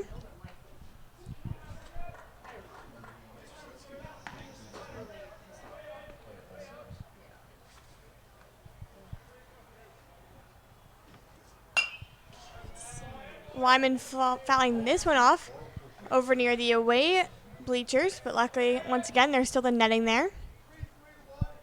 So the count remains again at 0-2 with one out.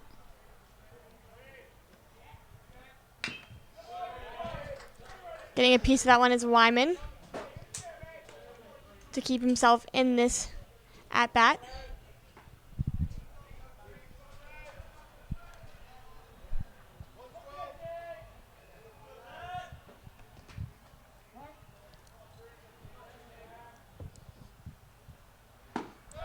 A swing and a miss there, and Wyman will go out swinging.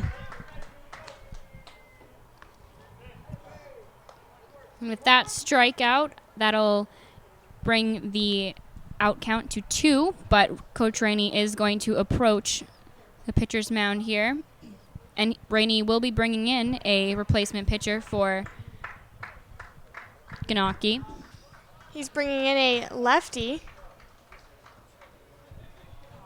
as he will be going up against the left-handed batter, Michael Fischbach.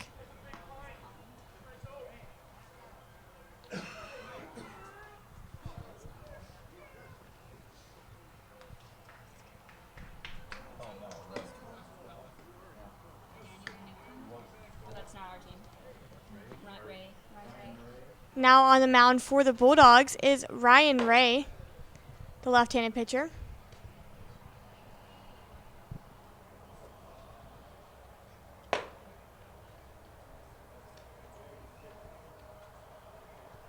Your attention, please. Now pitching for the Bulldogs is number 12, Ryan Ray.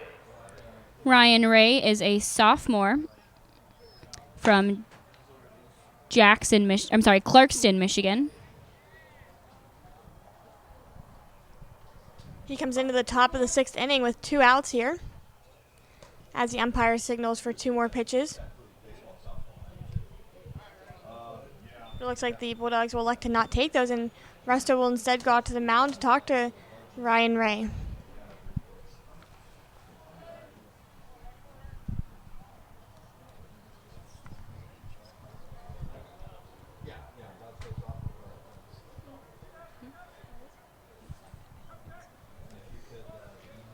So with Michael Fischbach stepping into the batter's box, left-handed batter, let's see what left-handed pitcher Ryan Ray does with this. That'll be a strike for the first pitch thrown to Fischbach. 2 outs.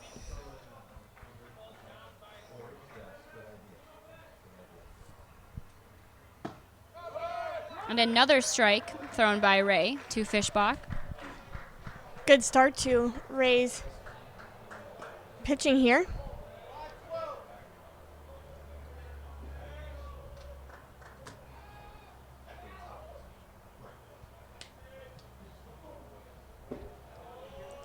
That went a bit low. Wasn't able to get Fishbach to bite on that one. The count will now be 1-2.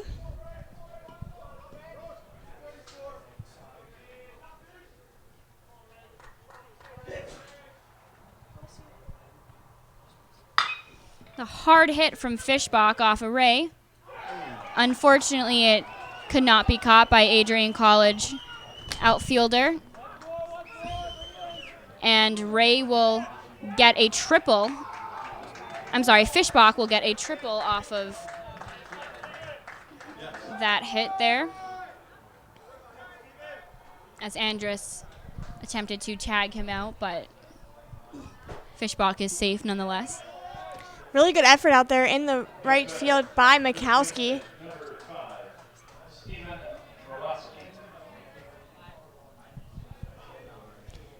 And that brings up Morawski, the first baseman.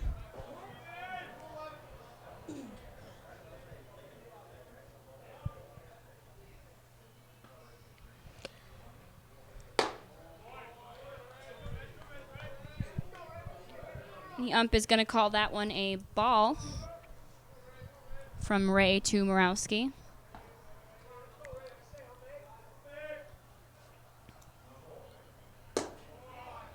Another ball is thrown. Resto's able to get a good handle on it, though.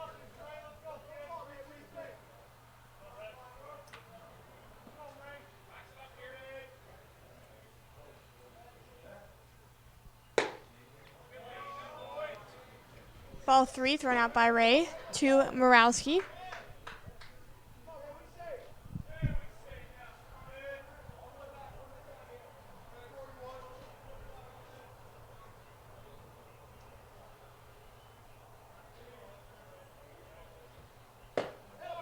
And that'll be a strike from Ray, bringing the count to 3-1. A good job by him to find the strike zone there on that pitch.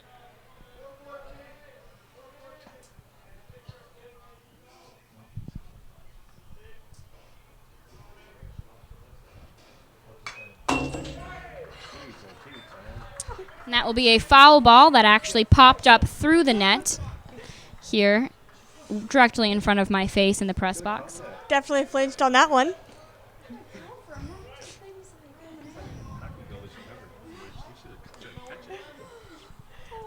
But that'll bring it to a full count here. And here's another one up near the press box. I think he's doing this on purpose now. Morawski must really have it out for us, guys. Here's a full count now.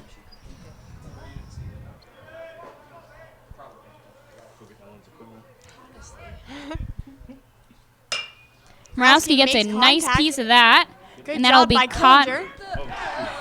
And unfortunately, Brian Guck will not be able to make that catch. It was a nice play by Killinger, making sure to catch it, and it will actually be an error on the board there for Guck at first base. And Albion does earn an RBI off of that play.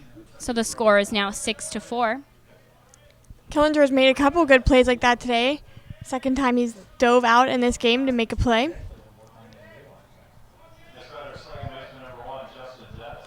And there are still 2 outs here in the top of the 6th inning.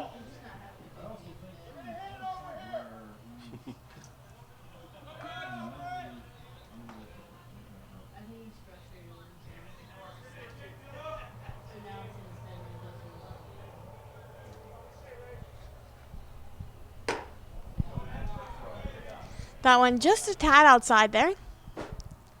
For ball 2 to Dennis.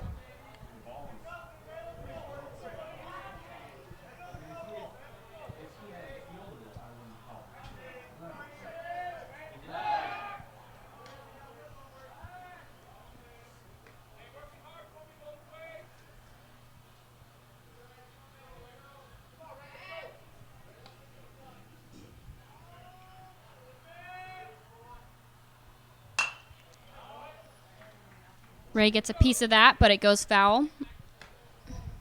I'm sorry. Dennis gets a piece of that. I keep doing that. I apologize, everybody. Jocelyn's really one's ready to bat. Which I don't foresee happening in the near future. So the count is now 2-1 here against Dennis. Mikowski running for this one, and he makes the catch. No, he does not make the catch. It looked like he made the catch, but I guess when he was out of view, he dropped it or wasn't able to get there in time. So Dennis gets a single, and Morawski advances to third.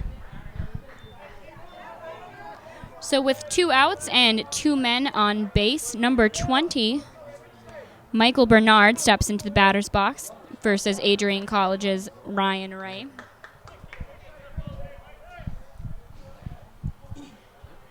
And that will be an error for Killinger in the outfield, as he did Mikowski in the outfield, as he did drop the ball.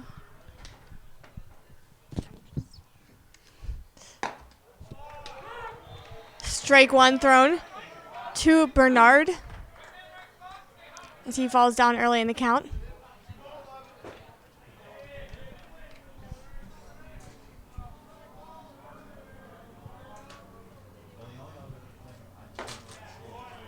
That one just a bit low, so it'll be a ball one.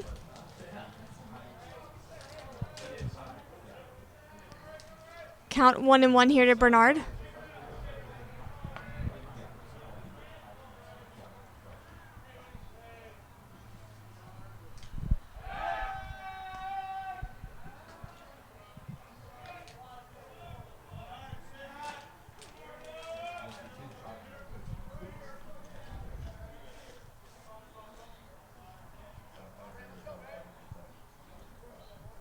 Bernard currently has 2 RBIs in the second game and has a double and a single.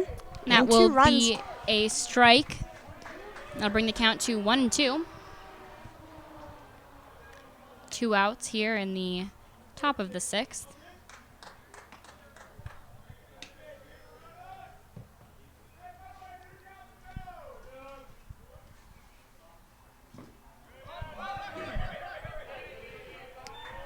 And that one a passed ball there, as Resto was unable to control that, and it'll advance Dennis to second.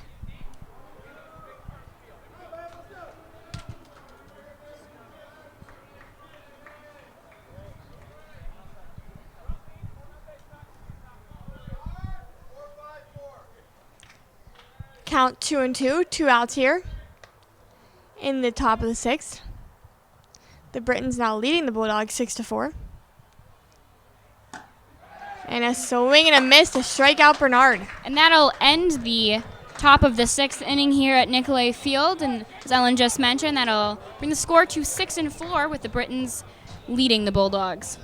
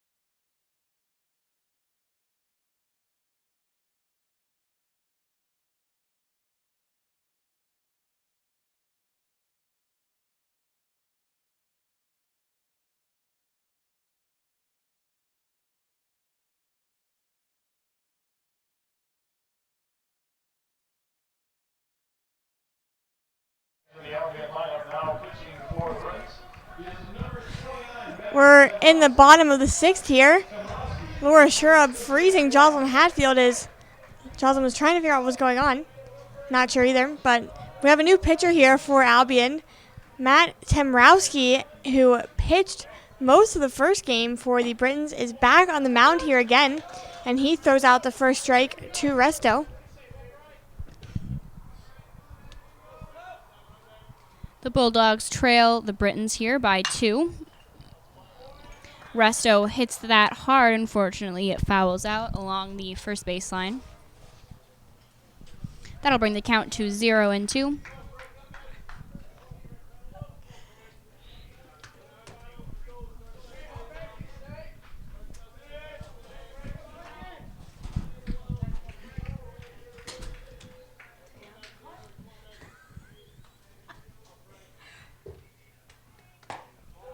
That one a bit outside there for ball 1. Count 1-2 now to Resto. Temrowski put himself in a good position.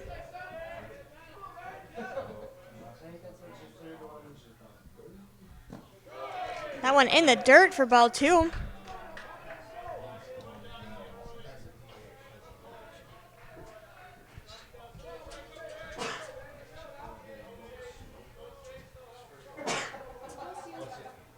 Thank you.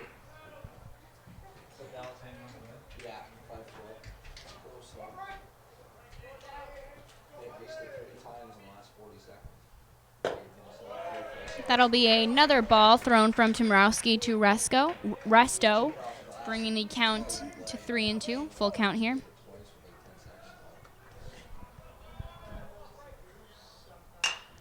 Resto makes contact. It's popped up in the air. And it is caught by the right fielder for the Britons, Shane Lindemann. And with that one out, Brian Killinger will step into the batter's box for the Bulldogs. Killinger made a really good play in the top of this inning as he dove out to prevent the ball from going past him. There's a wild pitch there. Fortunately, that play could not be fulfilled, as Brian Guck just couldn't get a hold of it.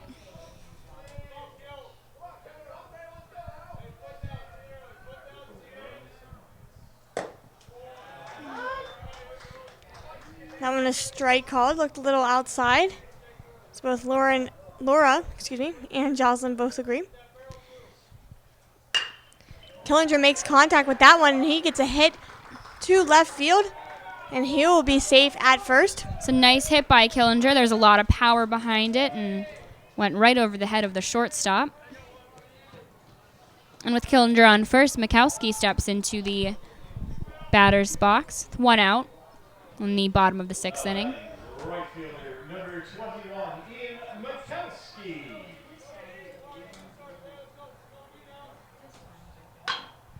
Mikowski will bunt and be safe there on first base as Killinger advances to second. Talked about this before, but I think it's his speed that really allows him to make great plays just like that.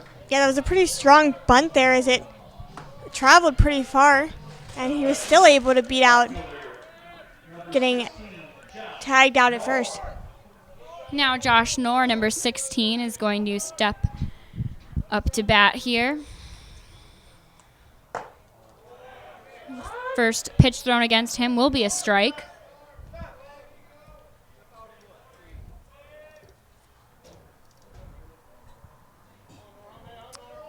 He is 1 for 3 right now, and he has an RBI.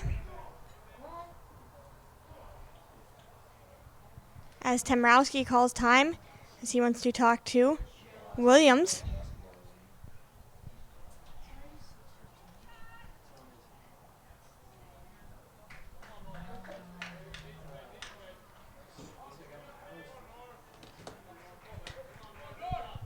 So at the count 0-1, Knorr steps back into the batter's box to face Timrowski. Temrowski was called for a balk in the first game, however, was not called for one here.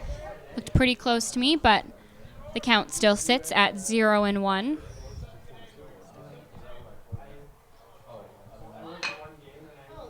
And Nor does bunt that and is out at first base, but that allows Mikowski and Killinger to advance to second and third, respectively. So with 2 outs, shortstop Ryan Doro is going to step up to bat. Now batting shortstop. The Bulldogs trail the Albion Britons by 2 runs here in the bottom of the 6th.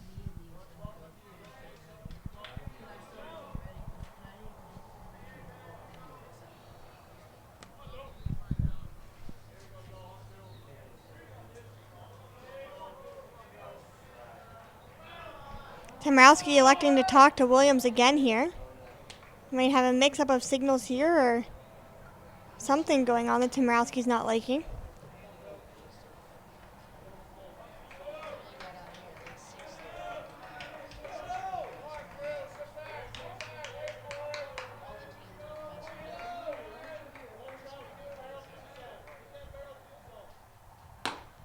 This one a bit outside here for ball 1 to Doro.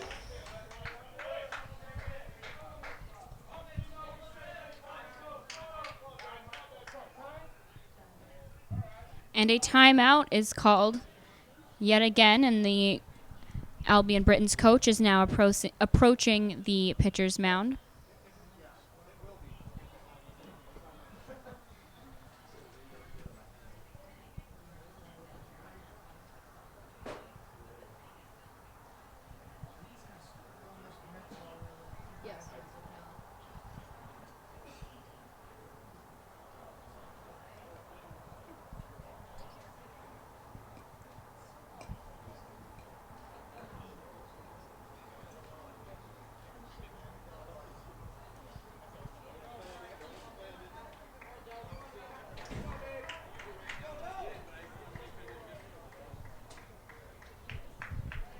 So with the count of 1-0, Doro steps back into the batter's box to face Tomrowski.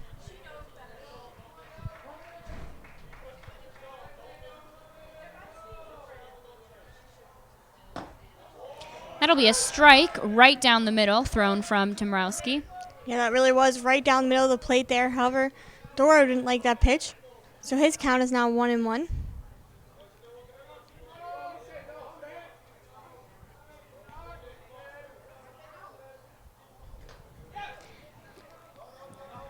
A wild pitch here, and Killinger will go back to third. Doro did leave plenty of room for Killinger to come home, but just wasn't comfortable with the proximity between him and the ball to make it in time.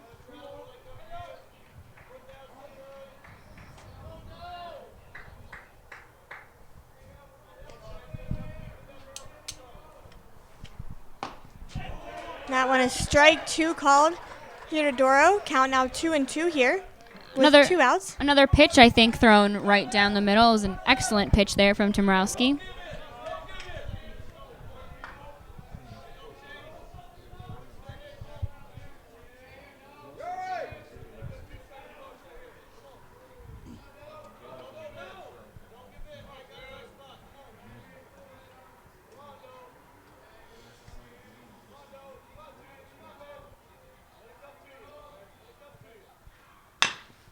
Doro will get a piece of that. We'll go right to the shortstop. And Doro just was not fast enough to make it to first base. So with that out, it will end the 6th inning here at Nicolay Field.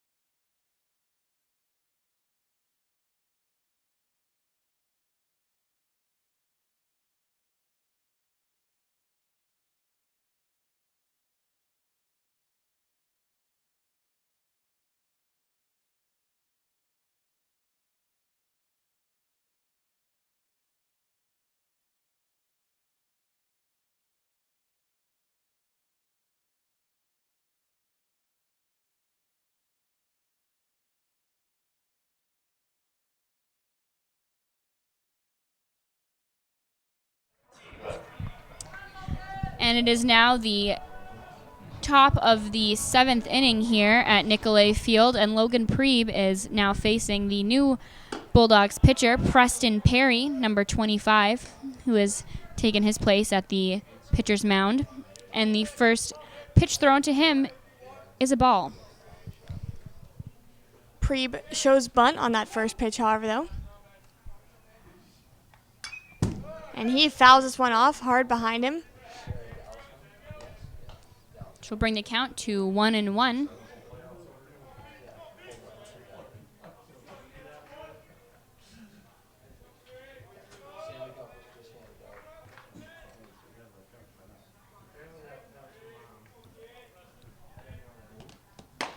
And a swing and a miss there. Swinging for the fences is Priebe. So with that strike, it'll bring the count to 1-2.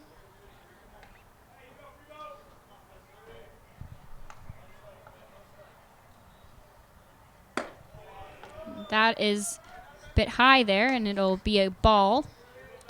Bring the count to 2-2.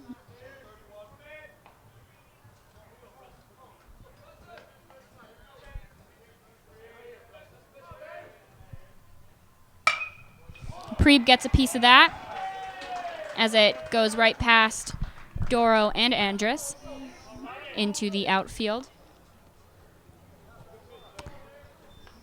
So with that single, Priebe will take his spot at first base. And number 31, Ronnie Williams III, will step into the batter's box.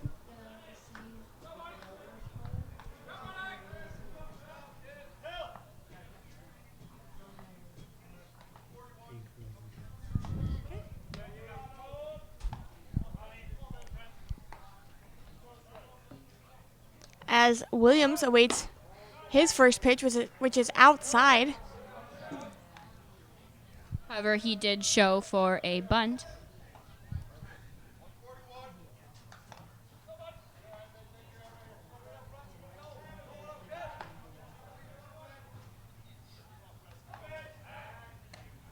Perry throws to first to Guck to try to tag out Priebe, but is unsuccessful in doing so.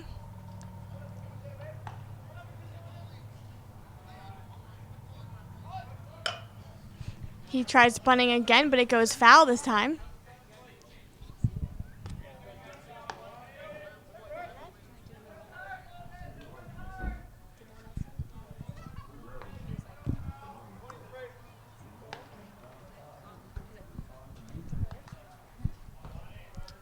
Williams is quite the dancer as well, as we just saw.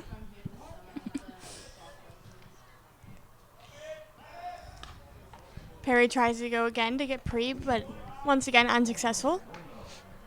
Count 1-1 here to Williams.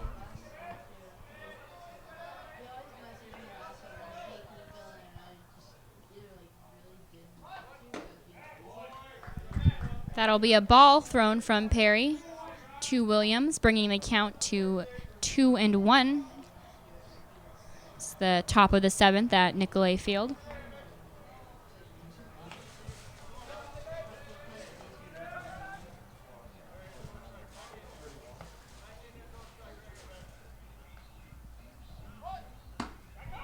That one outside. Priebe shuffling there to get back. The count 3-1 here.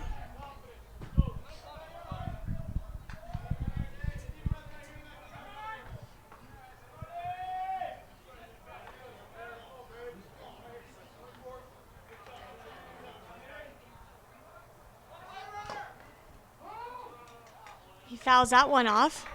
So the count will now be full here to Williams. Williams showed for a bunt off of that pitch, and he just got a piece of it. I think unintentionally. Yeah, it looks like he tried to pull his bat back, but was unable to do so in time.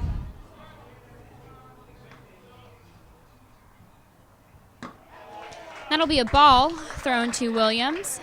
So Williams will now take his spot on first base, and that will allow Logan Priebe to advance to second.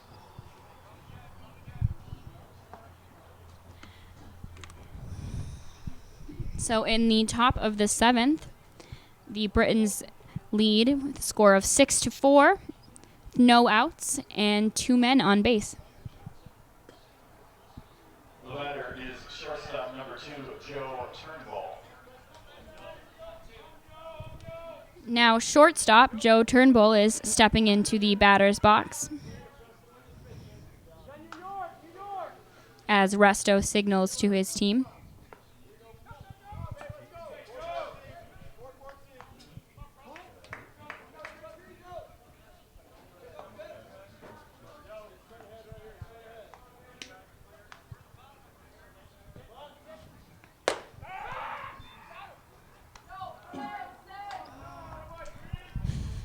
Turnbull showed bunt there again as Resto tried to go to second to try to tag out Preeb, but Doro is about a second away from getting him. Fortunately, that put Doro in another position. That was collision there at second base.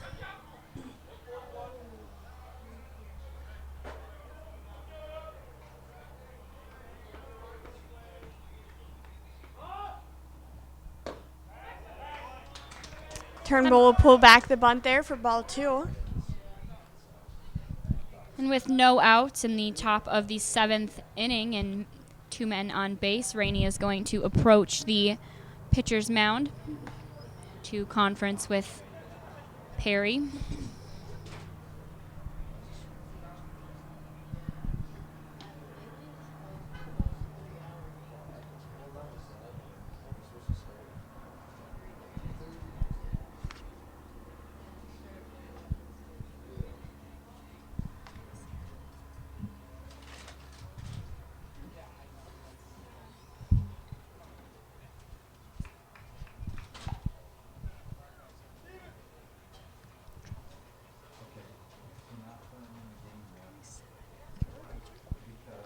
And Perry will now leave the game here.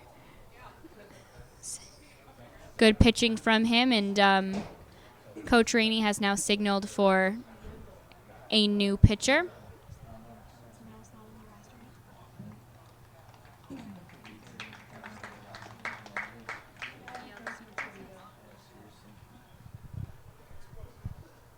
And junior Trevor Stevens will now take the mound here for the Bulldogs.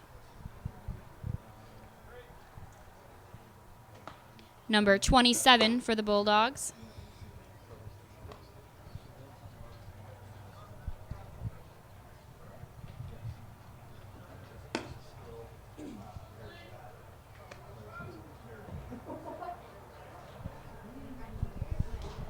Trevor is a teacher education major here at Adrian College. So he comes in with a 2-0 count to Turnbull with no outs. Ladies and gentlemen, your attention please. Now pitching for your Bulldogs is number 27, Trevor Stevens. Stevens in place of Rusty Perry.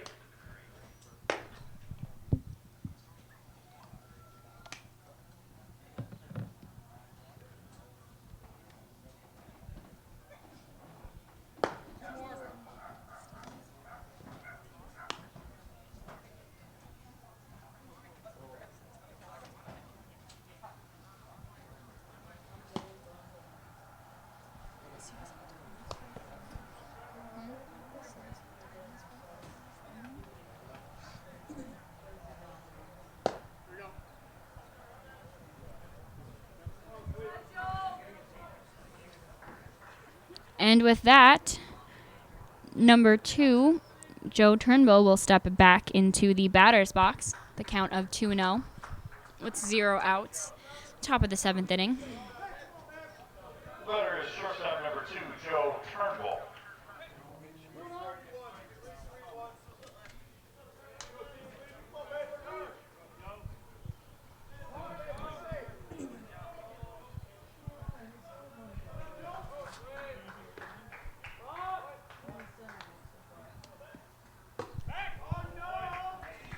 And that'll be a ball thrown from Stevens. Count now 3-0 here to Turnbull.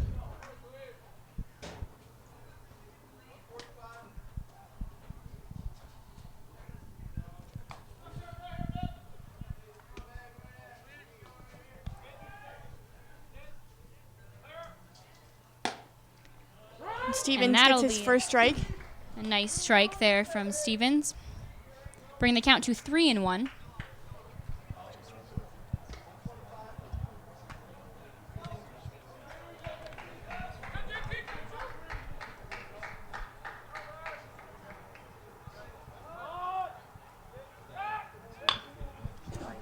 And Turnbull will show a bunt there, and Stevens will get past that ball to Matt Andrus, who will get a man out on third. That'll be the first out here in the top of the 7th inning.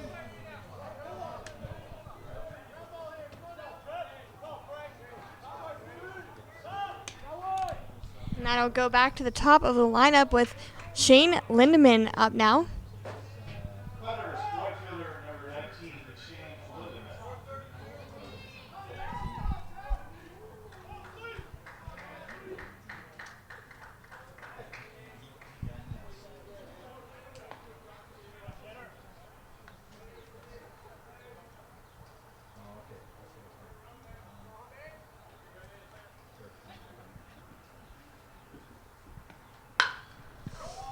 Making contact with that first pitch is Lindemann, but it will go foul.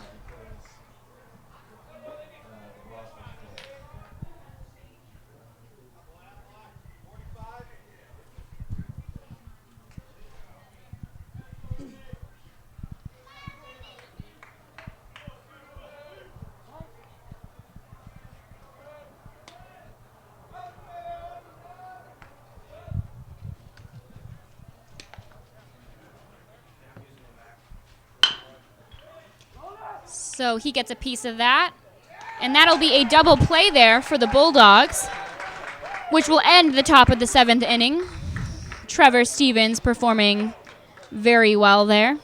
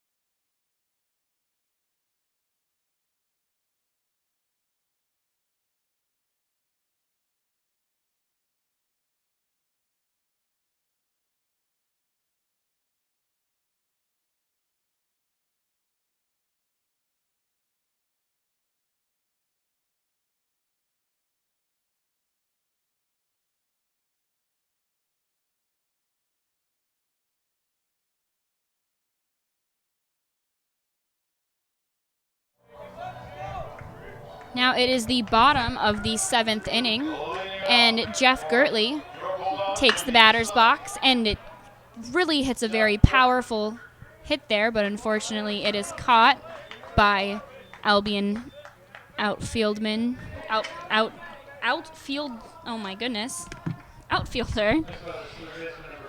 Can't talk today. That was the center fielder making the play, Michael Fischbach. Thank you, Ellen. Welcome. So that'll be the first out here in the bottom of the 7th, and Matt Andrus will now step up to bat. It's a nice strike thrown there.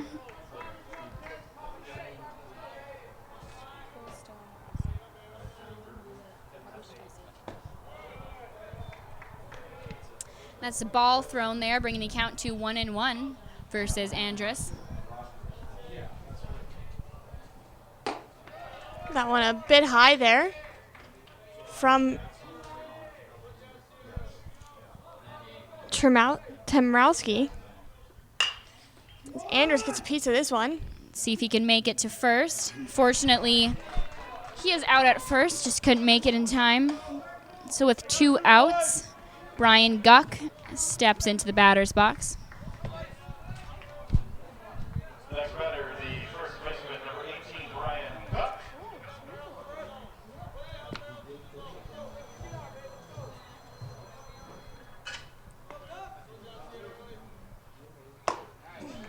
That'll be a strike thrown by Tomorowski to Guck.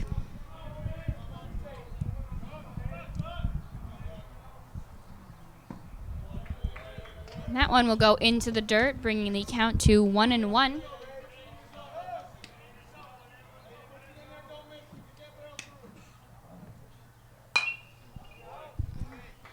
And Guck will foul that ball out, bringing the count to 1-2. Perhaps Guck's hands are feeling a bit clammy as he wipes them on the turf and his pants. That was a high ball thrown by Tomorowski.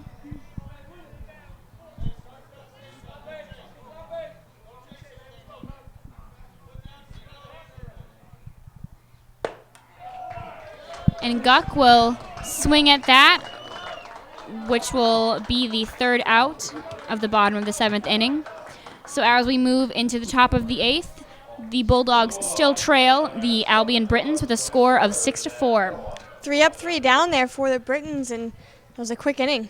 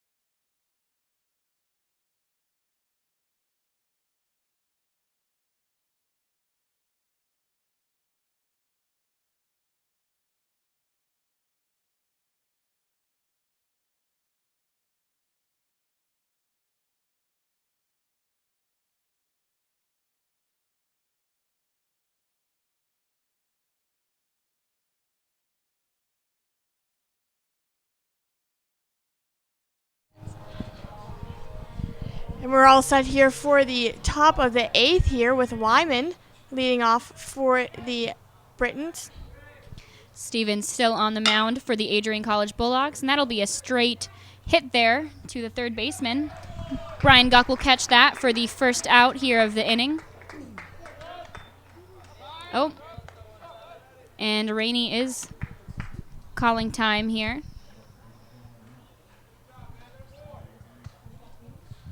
Not sure why after that one.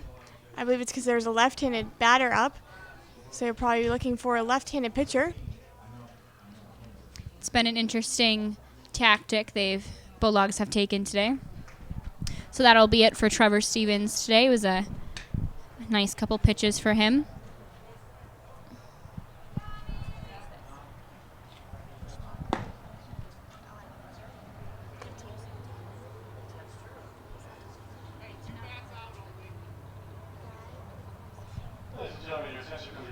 And in subbing in for Trevor Stevens will be number 15, Guy McComas.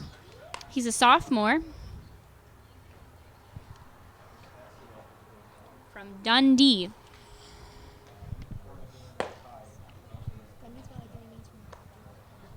Dundee, Michigan is about 30 minutes from here. Jocelyn, I'm from Pennsylvania and you're from Michigan, and you didn't know that, and I did. Sorry, Ellen, it just didn't say whether it was Ohio or Michigan here on the roster, because I do believe there is a Dundee, Ohio as well.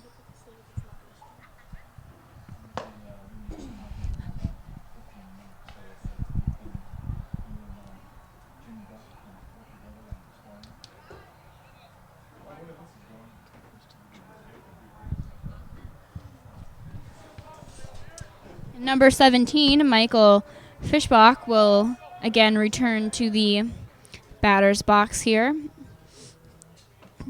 to face McComas. Now batting center fielder number 17, Michael Fischbach.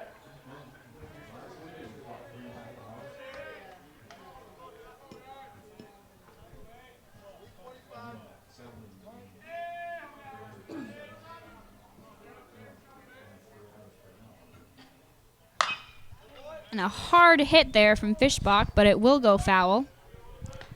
Very hard foul. Very aggressive there.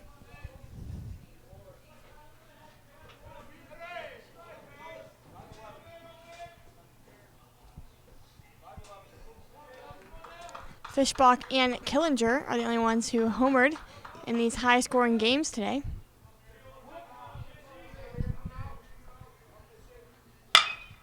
Hard hit from Fischbach will go right between Doro and Killinger into the outfield. That will earn him a place there on first base. So with one out in the top of the 8th inning, we have number 5, Steven Morowski, stepping into the batter's box.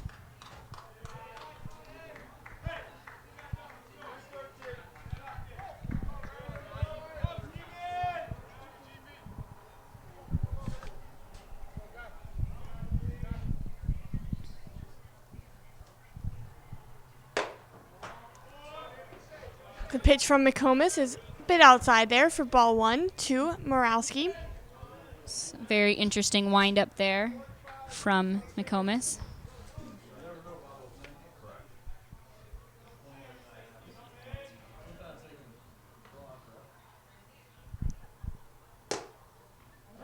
And he finds the strike zone on that one for strike 1.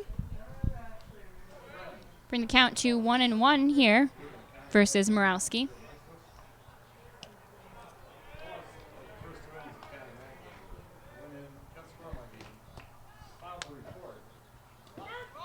That'll go into the dirt.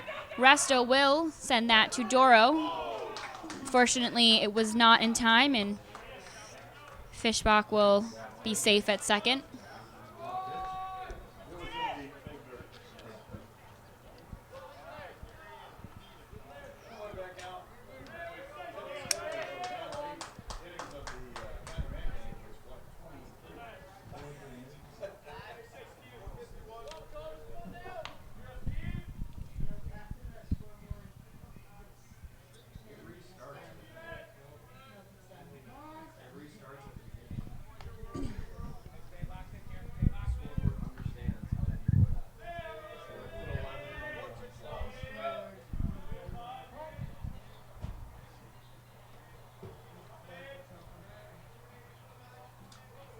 Morowski waits his third pitch.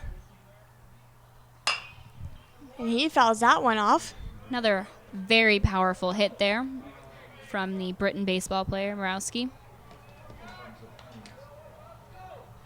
That will bring the count to 2-2 here. 1 out. Still the top of the 8th at Nicolay Field.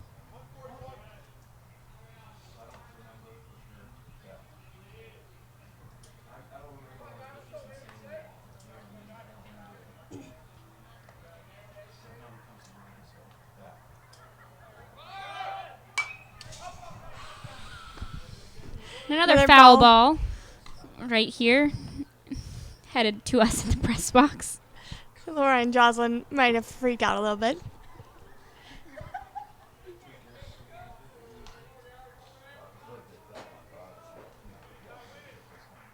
The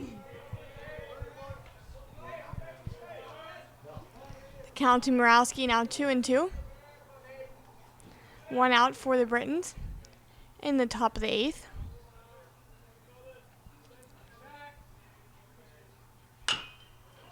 And he will foul that one away again.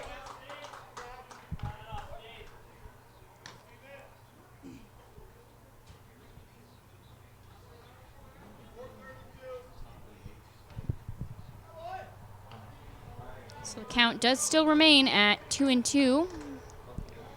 Fischbach remains at second base. 1 out, top of the 8th.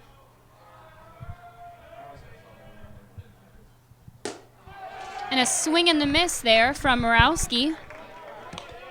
We'll get a second out, top of the 8th inning, and we have number 1, Justin Dennis, for the Albion Britons, stepping into the batter's box.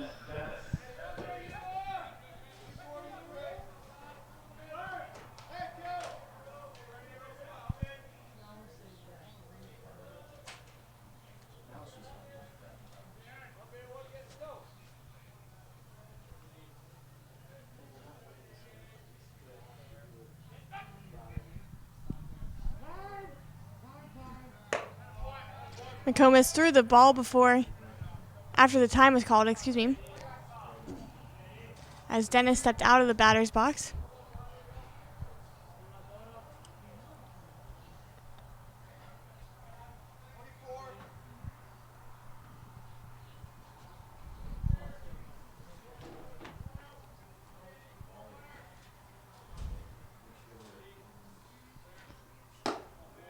That'll be a ball from McComas to Dennis. And that one was high and outside.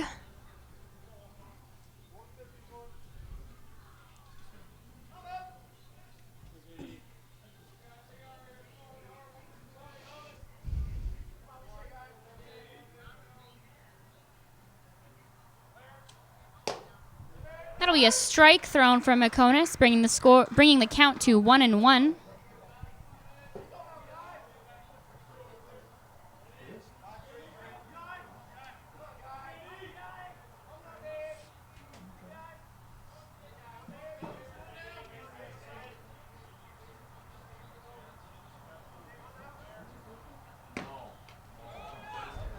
Swing and the miss, and a passed ball there will advance Fischbach to third.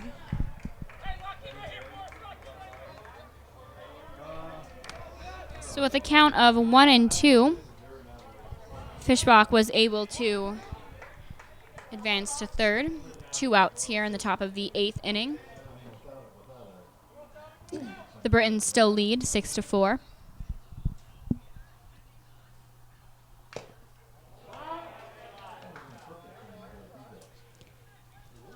That'll be a foul ball called by the ump to Dennis there.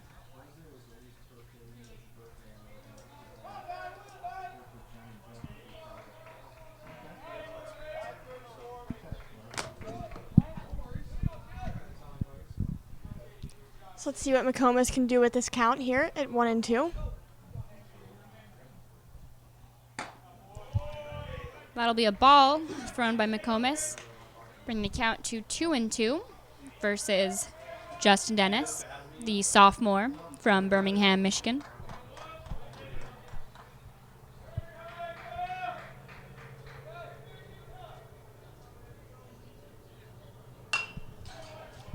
Dennis gets just a piece of that ball, fouling it out.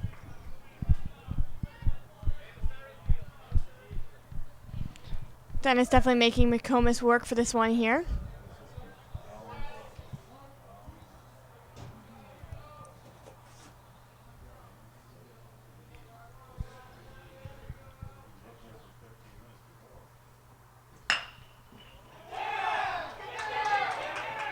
What a play by Andrus. But it will score Fischbach. And unfortunately, Guck just couldn't get that out at first, so Dennis will make it to first there, which makes the score 7-4 in favor of the Albion Britons. 2 outs in the top of the 8th inning. So Michael Bernard is now going to step up to bat versus Adrian College's pitcher McComas.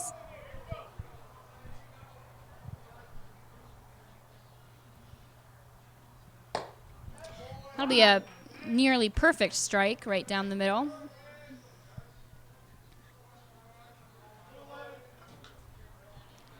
Bulldogs now trailing the Britons 7-4. And they just need one more out here to escape this 8th inning.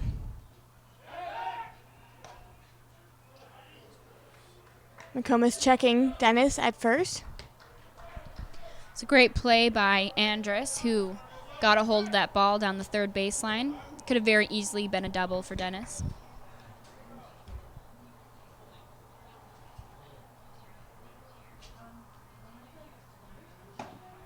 That one a bit inside there for ball 1.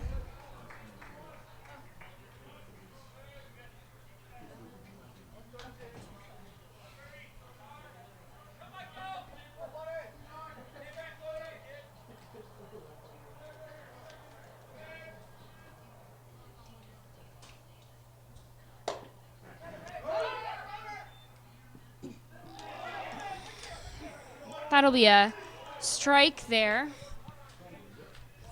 for Bernard, but off of that play, Dennis will advance to second.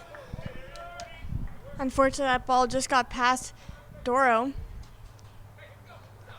Luckily, however, it didn't roll too far. So Dennis stays at second here. But now 2 strikes here.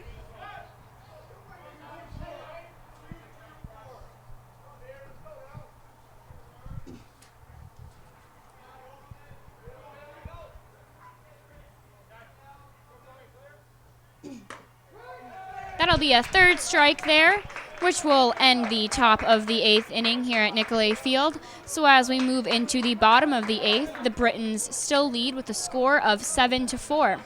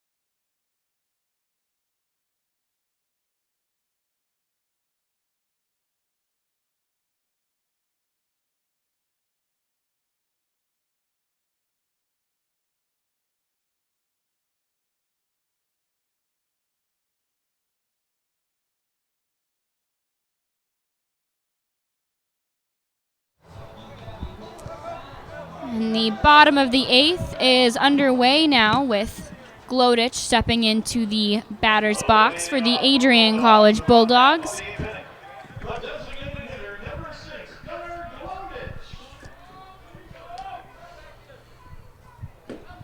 So not to be Captain Obvious or anything here, but it's obviously going to have to be a pretty big inning for the Bulldogs here.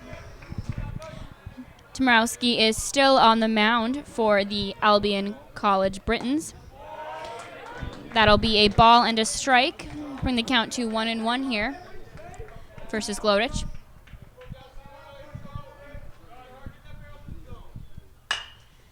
Nice hard hit there from Glodich, but went foul along the third baseline there. That was just a tad straighter. That would have been a very nice hit down the third baseline.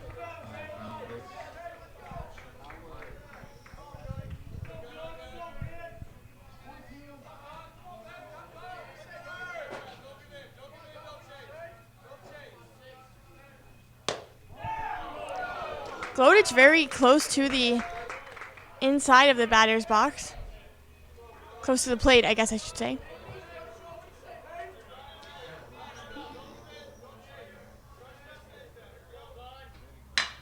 Another hard hit down the third baseline from Glodich. That'll hit the fence, though, which will make it a foul ball. Once So- again, that would have been very nice if it would have stayed just a little bit straighter. Yep. Although Glodich does seem to be hitting there along the third baseline, the outfielder is pretty far from the line still. Making his way over there now. I think he heard you.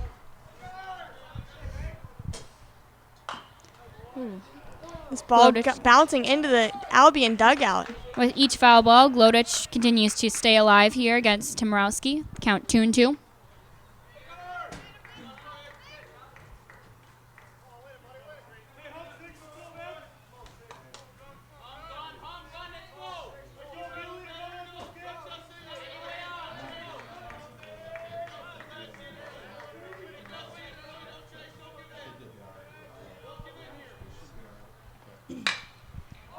Glodich makes good contact, but getting under it is the left fielder, Michael Bernard.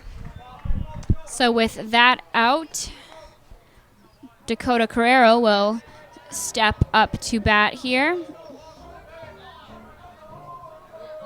He is coming in for Frank Resto. Ladies and gentlemen, your attention please. A pitch batter for your Bulldogs. Now batting number 3, Dakota Carrero.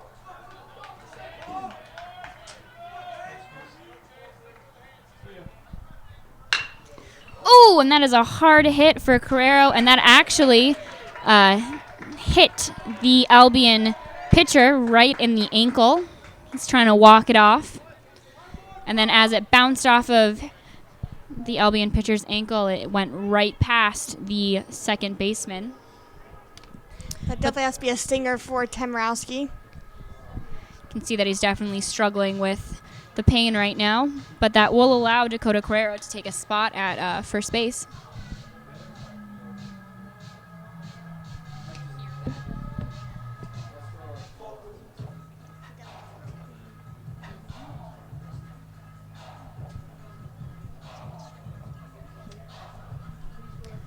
You can see that Tomorowski is taking his shoe off here, probably to get a look at what exactly he's working with. Alan and I were just saying that we could actually hear the contact the ball made with his foot/ankle all the way up here in the press box.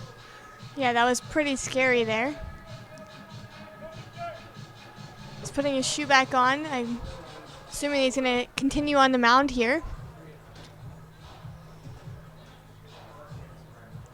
He's going to have throw some pitches out to see how it feels.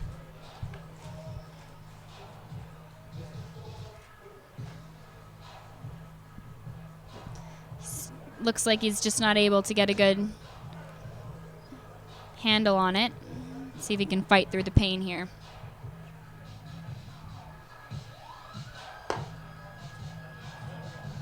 Signaling that he's good to his coach. So he will stay on the mound here. And that'll bring up Brian Killinger. So with Carrero on first base, Killinger will step up to bat with only one out here in the bottom of the 8th inning. Number 20, Brian Killinger.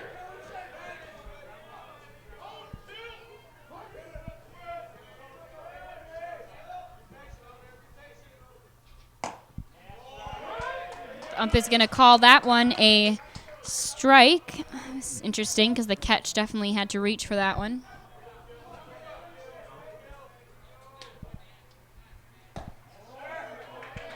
That one a bit inside, so a good eye there by Killinger to not swing at that one.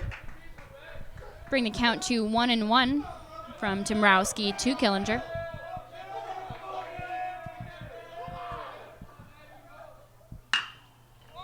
Killinger will get a nice piece of that ball. It'll fly out, though, and be caught by the Albion outfielder.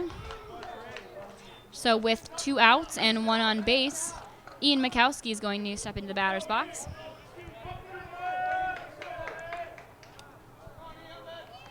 Next batter, right fielder, number 21, Ian McCown. Bulldogs still trail by 3 to the Albion Britons.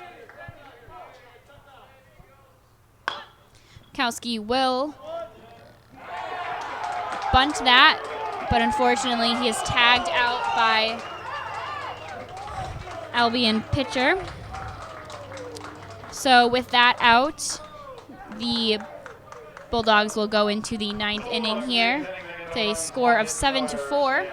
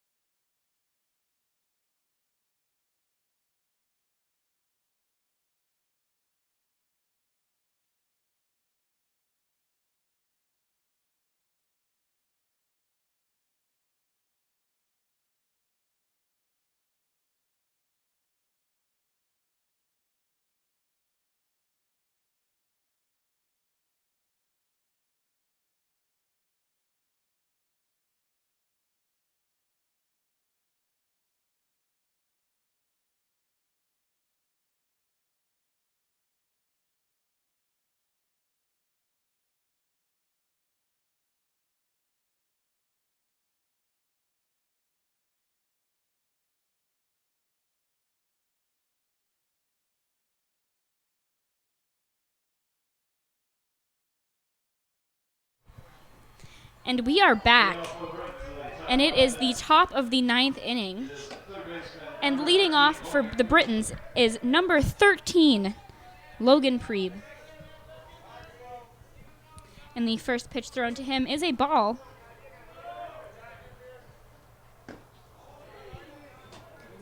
And a second ball is thrown, bringing the count to 2-0.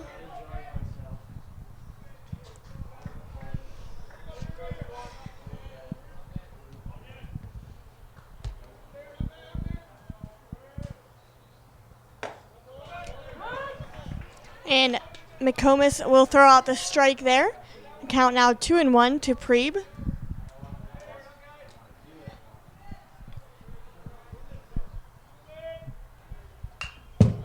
And Preeb gets just a bit of that ball, making it a foul, and that'll bring the count to 2-2.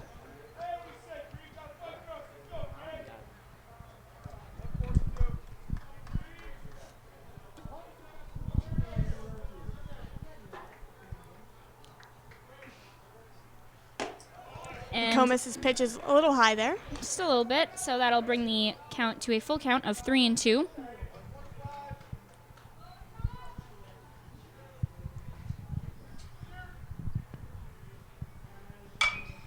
It's a hard hit there from Preeb, but it will foul out.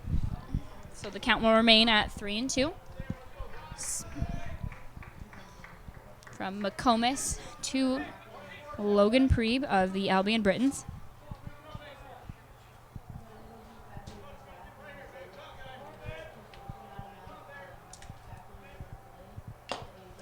The swing and a miss there from Preeb will get him out.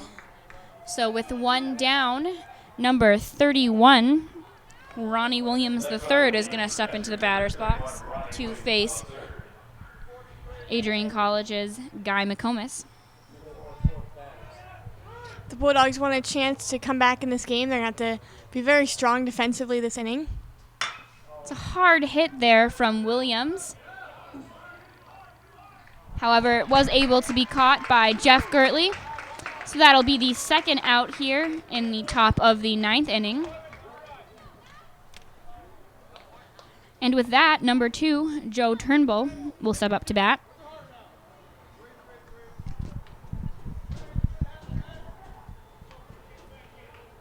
Now batting shortstop number 2, Joe Turnbull. It's a nice foul ball there from Turnbull, which will bring the count to 0-1.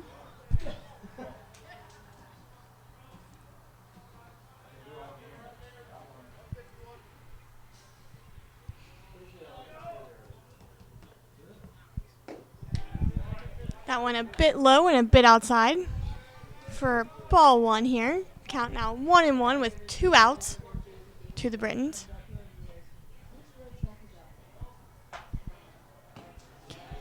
That'll be another ball thrown by McComas, bringing the count to 2-1 here.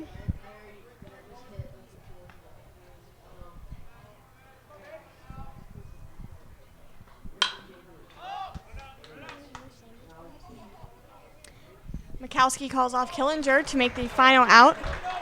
So that was a nice 1-2-3 out there for the Bulldogs here in the top of the 9th inning. So as we lead into the bottom of the 9th here, the final inning for the Bulldogs, they are still trailing Albion College by 3 runs.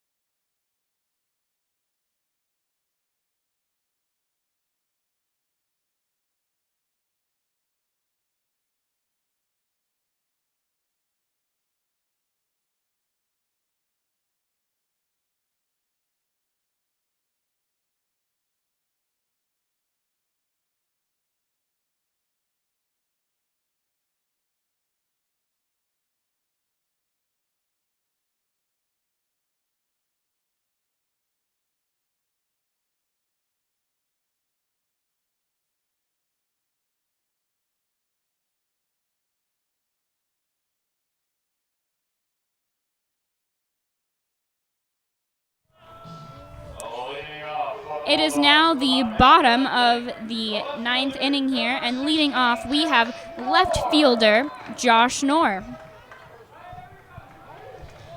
The Bulldogs need to make up a couple runs here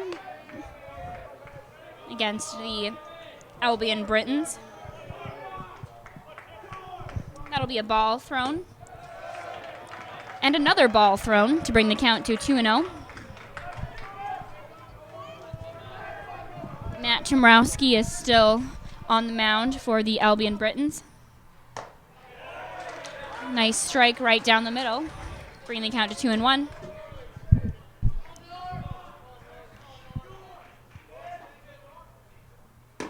That one a bit low and a bit outside for ball 3 here.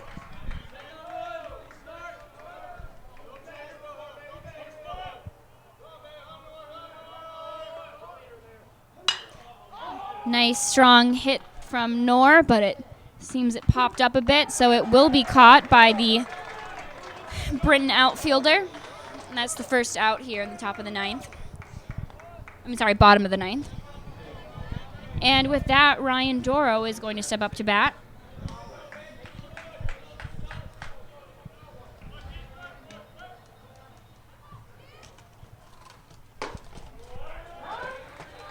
Doro takes strike 1 from the first pitch from Chemrowski.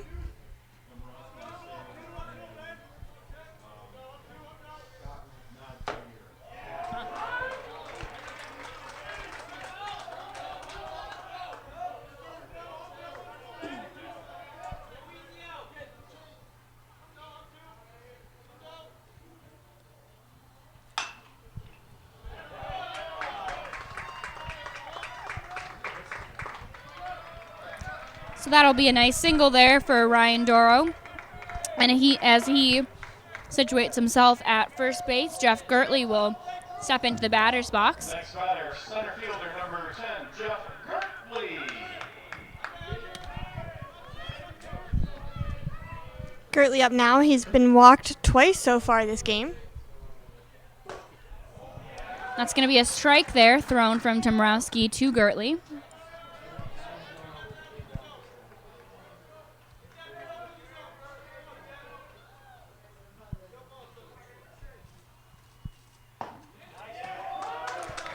Another strike thrown from Tomrowski, bringing the count to 0-2.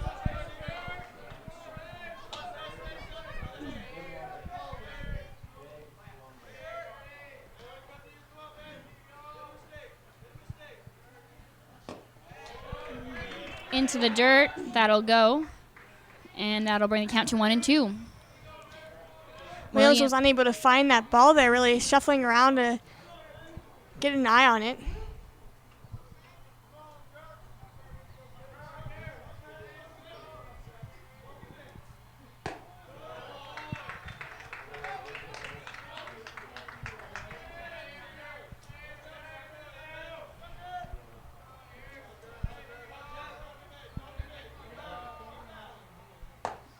And a swing and a miss there for Gertley.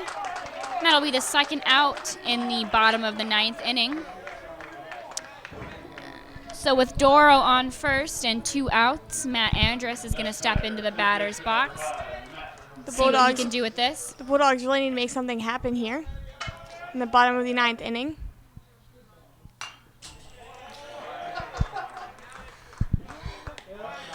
And Matt fouls that ball out right to the press box. That'll be a count of 0-1 now.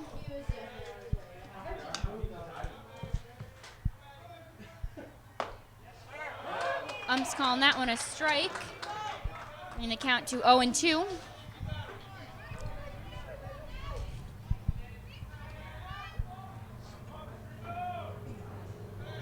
Tomrowski going with the second option from Williams for this pitch. And that'll be an out, which will end the inning as well as the game here. So in the 4th game played versus Albion College Britons, they will win with a score of 7-4. So that will mean that Adrian College will win the series with a score with a ending of 3-4. Yeah, unfortunately, the Bulldogs couldn't sweep the Britons after today's loss, but still took 3 out of the 4 games, like you said. And next on the Bulldogs schedule is Trine on the 29th. And that'll be a home game as well, with the game's times being 2 and 4:30. But that'll do it for us here at ACTV. Thank you to Laura Shurup, our director today. For Jocelyn Hatfield, I'm Ellen Stanton, and thanks for tuning in.